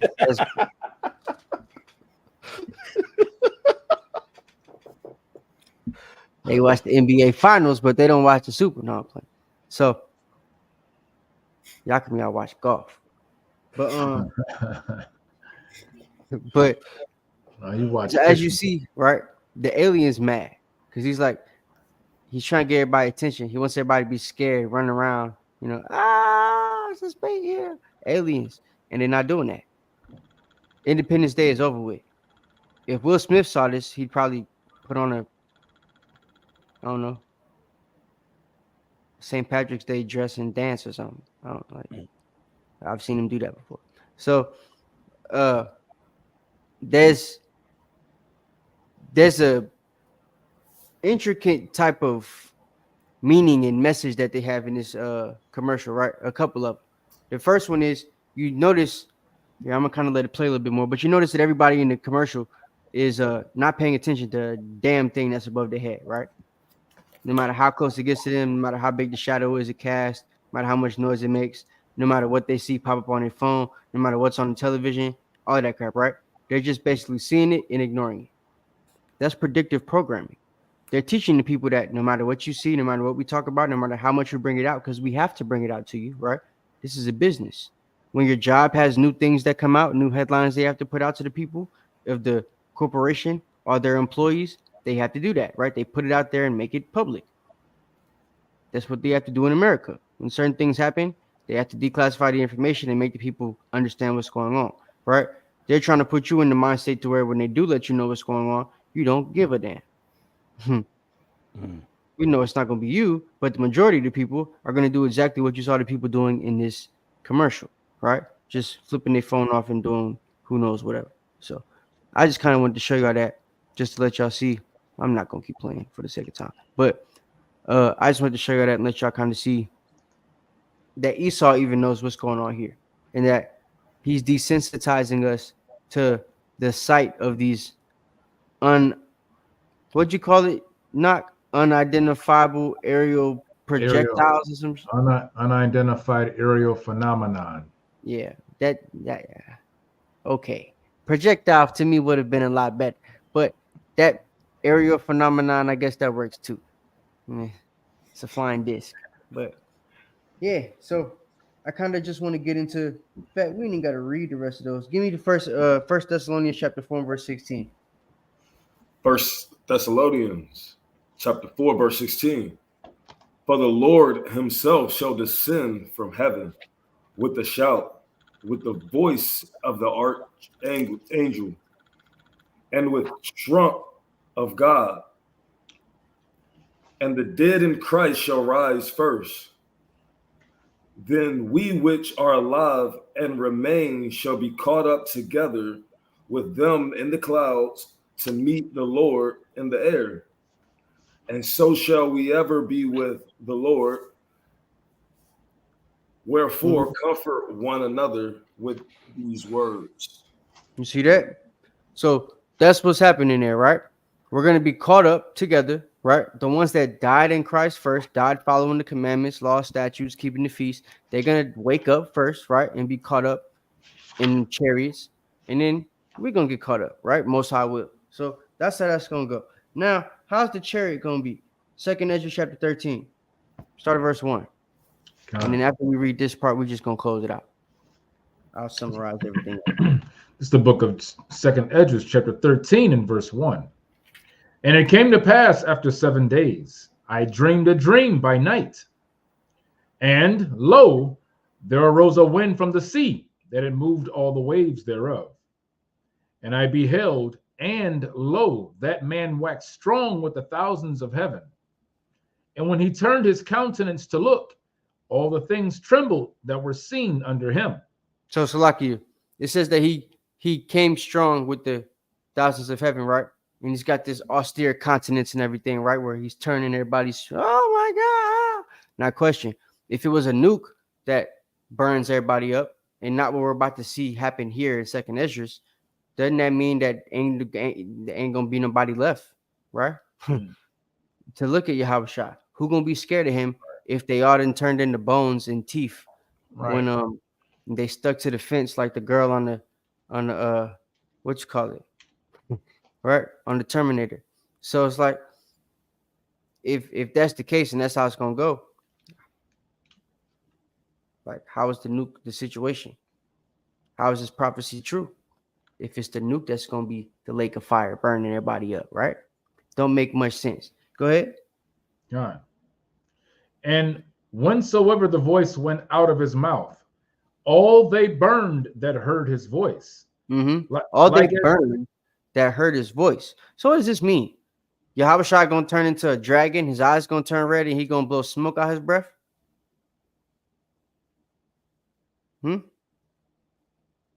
Shrek and Fiona, he dragon? Right? That what y'all saying? Nah. That's not what's going on here. See, Hamashiach is in a chariot, right? There's a saying in Peter. He says he's going to come on a white horse, right? Is that Peter? Or am I tripping? Says he's going to come on a white horse, right? White horse is significant. Doesn't mean he's going to come out the sky on a hologram of a white horse. They might do that for Project Bluebeam. Right. But Yahushua, not exactly. See, the white horse is significant because, well, the apostles, they were in Rome, right? In Roman culture, what you see in the videos and the movies and stuff like that you watch from back in the day, where they're trying to be the old guys with the swords and stuff like Lord of the Rings. What color horse do the generals always have? White horse. Big ass white horse, right? Everybody else on foot. The lowly guy that the generals having sex with, do pederasty, probably got a brown horse, right? But the general, the leader, he got the big white horse, right? Yep. When Gandalf the Grey was gray, he had a gray horse. But when he became Gandalf the White, the big white wizard, they gave him a white horse, right? Supposed to be Yahushua at that point. Feel me? So what we have to understand is, and he even came out the sky in the last movie on the white horse. You remember with this big staff in his hand? Huh? So they're trying to symbolize leadership, right? That's what the white horse symbolizes. It's leadership position. But the actual horse that he's gonna be riding in is a big ass chariot. Okay. And Ezra about to tell you it's so big that he couldn't even see the mountain he was standing in front of. Now, if he was standing in front of Mount Kilimanjaro or Mount Everest, he still couldn't see it. You feel what I'm saying? So that means this chariot is big like the one they had in Independence Day, right? Yeah. But instead of being in the sky, it's gonna be where you can see it. Feel me? Mm. You can get to see him come off of it and onto the ground. And when he's finished, go back.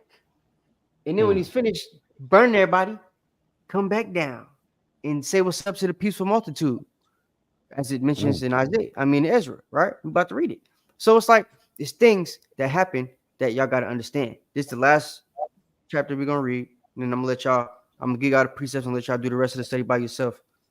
But hope y'all understanding this because it's pretty cool. Go ahead. God, verse 5. Verse 4. And whensoever the voice went out of his mouth, all they burned that heard his voice, like as the earth faileth when it filleth the fire. So look, you seen Dexter's Laboratory, right? I got to put it in a way that you can understand. Or one of them TV shows where they got spaceships with laser beams. Y'all seen Cyclops from Lord of the Rings, X-Men. Right? Cyclops burn you with them eyes, you burn, right? So in the actual movie Lord of the Rings, I think he took his eyes off and he hit something and it actually caught on fire. Because they're trying to explain to you that the lasers radiate heat energy, right? Whether you think it's a laser, whether you think it's actual fire that's going to be coming from this chariot. He's shooting it from his chariot. When it says when he opens his mouth, he's talking about, and when he turns his head, he's saying wherever he commands the fire to come from the chariot, that's where they're going to die, right? That's where the people will be consumed. So read that again and then keep going. God. Verse 5. Continue. Verse 4. Okay. All they burned that heard his voice, like as the earth faileth when it filleth the fire. And after this I beheld, and lo, there was gathered together a multitude of men, out of number, from the four winds of the heaven, to subdue the man that came out of the sea. Yep. So he's pulling up, right? He's in a chariot now, and they trying to, they trying to get rid of him. Go ahead. God. But I beheld, and lo, he had graved himself a great mountain. Oh, Salakia. He just came out to sea, so he ain't even in the chariot yet. That's how they got to see him, right? Mm-hmm. But he's got his tens of thousands of saints with him. So at that time, wherever he commanded, right, he point, say the word, they burn him up. But now, something about the dynamics about to change. Now he about to get on that white horse. Go ahead. But I beheld, and lo, he had graved himself a great mountain, and flew up upon it. But I would have seen the region or place whereout the hill was graven, and I could not. Yeah, so you seen the images and the memes and stuff where Yahushua, he's coming down and he got like the army soldier in his hand and dude eyeballs is popping out his head and stuff. Like it's a couple different memes like that. I like them. I got them all over my phone. So it's so the symbolism there isn't supposed to be some Lord of the Rings image or some X-Men theme or something like that. They're getting that from this book that they tell you isn't supposed to be in the Bible. Right. Right. So they're making an image of Mashiach Yahushua flying, which you don't see in the canon that they, the Protestants use. You see it here, right? He flies up on the chariot.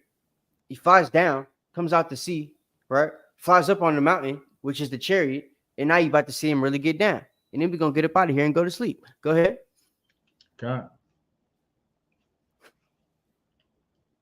Verse 7. But I would have seen the region or place whereout the hill was graven, and I could not. And after this I beheld, and lo, all they which were gathered together to subdue him were sore afraid, and yet durst fight. Yeah. You ever seen the images of that white boy, the skinny white soldier? He got the helmet that's too big for his head. You probably had some of those in your thing, huh? Right. I'm here. Y'all in Kuwait. He's sitting there. Yeah. When it's time to go to war, they put you outside. He got his gun. Bullets start flying. You know he's finna die, so he just starts screaming. Starts running. He take 2-3 steps. Bullet hit him in the face. Bah, he dead. Right? But whole situation is this is that, right? Only there's no bullets. They looking at Yahushua and they got the guns. He just flies on top of a big old chariot that's bigger than the mountain in front of them. And all they could do is that nigga just did that. You saw that? Yo, that juggler will be frozen. I just seen Wesley Snipes jump inside of a spaceship. What the hell? Right? Because they're gonna be thinking he Blade or something, the way he gonna be getting down. You know what I'm saying? So that's all they're gonna be able to equate it to. This nigga's Blade. Go ahead. God. Verse 9. And lo, as he saw the violence of the multitude that came, he neither lifted up his hand, nor held sword, nor any instrument of war. Watch this. Ain't no chariots. Ain't no nukes, right? He ain't pick up no sword. So the fire ain't come from there. He ain't Cyclops. He ain't take off his sunglasses and zing. He's in a chariot, right? Go ahead. But only I saw that he sent out of his mouth as it had been a blast of fire, and out of his lips a flaming breath, and out of his tongue he cast out sparks and tempests. Mm-hmm. And that's they the were mouth or the bullet chamber or the fire chamber or the heat-seeking blowtorch that he got. I don't know what it is. It's some stuff we ain't got, right? Right. But whatever he got is burning their ass alive, right? And he ain't have to lift a finger. He just had to open his mouth, which is give the command. It's not saying it's actually coming out of his mouth. He's giving the command to do this thing without lifting a finger, and it's happening. And they're all burning to death, right? Go ahead.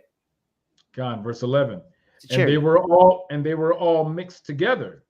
The blast of fire, the flaming breath, and the great tempest, and fell with violence upon the multitude which was prepared to fight, and burned them up every one, so that upon a sudden of an innumerable multitude nothing was to be perceived, but only dust and smell of smoke. When I saw this, I was afraid. Spiritually, Taze, that's probably why I used to like Godzilla so much. Godzilla is supposed to be like the Leviathan version of Yahushua. And I think he going into the sea to wake up Leviathan so he could get down with them creatures that come from the bottomless pit. You know what I'm saying? That's why he just came from the sea. Yeah, that went over your head. So, yeah. What's that? Yeah, I ain't gonna hold you. That look like Yardon. Y'all remember Yardon? Mm-hmm. That look like Yardon. I ain't gonna hold you. Hey, but hey, man, that's all I wanted to go over today, though. So, the rest of that, I want y'all to go on your own, read the whole chapter, 2nd Esdras, chapter 13, because it gives you the breakdown of what it's gonna look like, right? Everything else we didn't read. You can read all the way to verse 30. I think we was only on what, like 15? Mm-hmm. Yeah, so you got 15 more verses you can read, right? Yeah, so I mean, bottom line is, in order to get this salvation, you got to endure to the end to be saved. You know what I'm saying? So that's right. Pray that all of y'all do that and continue to stay in the truth. I'll see y'all next week. All praises, all praises, all praises. All praises. Well, I hope thanks for y'all help too, brothers. And your Howard in the back. Yonder bar. Con.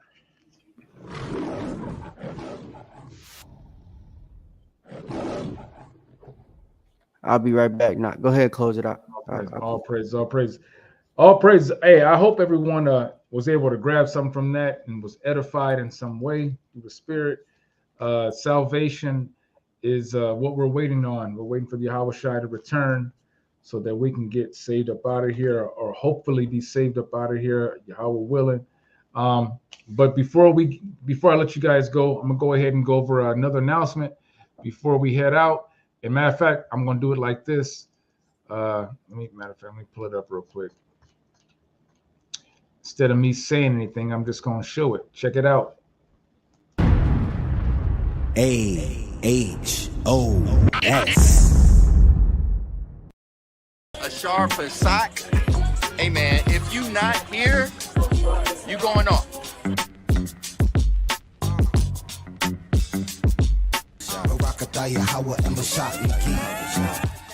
Save the date. Anointed House of Saints invites you to our Passover celebration in Atlanta, Georgia, on April 21st, 2024 at 7 p.m.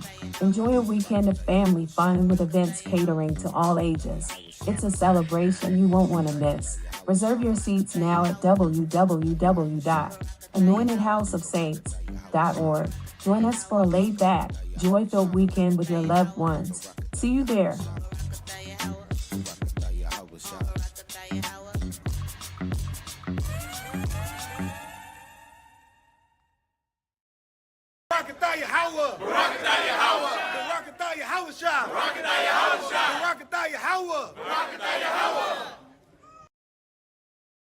All praises, Barakatah Yahweh, Barakatah Yahweh Shai.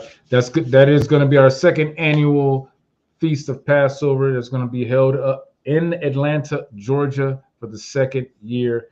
We hope to see you there to attend. Please check out our website to purchase tickets for you and your family, so we can see you there and have a great time in the Most High.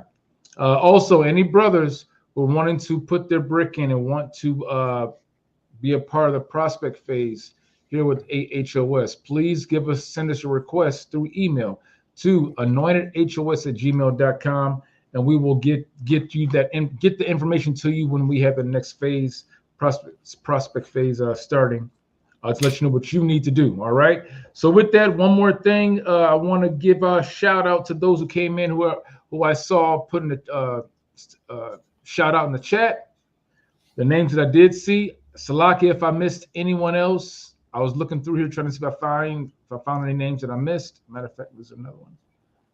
Malka Yapa, I think I said that already. All right, so I want to give a hearty shalom to Captain Shaquat, a shalom to Yohanan, shalom to Octaves, shalom to Success's Journey, shalom to Soldier James Jones, but he came on.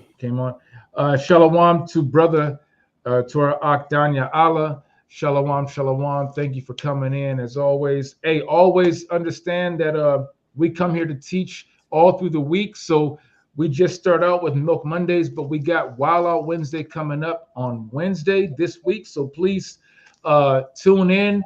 I'm sure it'll be starting at about 9 p.m. Eastern Standard Time with Captain Yahawada and guests that will be with him. So please attend to that. Also, we have our Thursday Night Live, our Torah portions with Captain Jonathan. We have our Friday night. Let me pull that up real quick, right? Let me pull this ticker up real quick. For those who may not know, we have our Friday night Bible study / prayer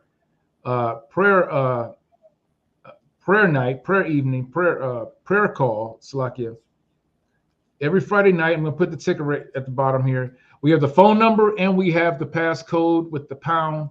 You can call in and join us every Friday night, starting at 9 p.m. Captain Yahawada usually, Salakia, Officer Yawasop is over that that night for the prayer and the Bible study. So we'd love to have you with your prayers. Bring your prayer requests. You know what I'm saying? Bring your Bibles, so because we will have a little bit of a study, and then we always end up with prayer. So that will be every Friday night, and then Saturday we have our Sabbath morning brew with Captain Aharon. So as you see, we have everything through the week for you to join us and to be edified, and we really thank you for that. So before we go, I want to get Daniel 7 and 18. Can I get a Soldier James and get that 7:18? Daniel chapter 7, verse 18. But the saints of the Most High shall take the kingdom and possess the kingdom forever, even forever and ever. Bahashem HaMashiach Yahushua. Bahashem HaMashiach Yahushua. And with that, I'd like to thank you for being with us for another Milk Monday. I'm Officer Knock. Soldier James. My bad. Captain all your all. Captain Yakuya, seeking redemption. God. And we are AHOS. We are Anointed House of Saints. And as we like to say, AHOS of the Kingdom manifests. Shalom, everyone. Shalom. Shalom. Shalom. This is not a test.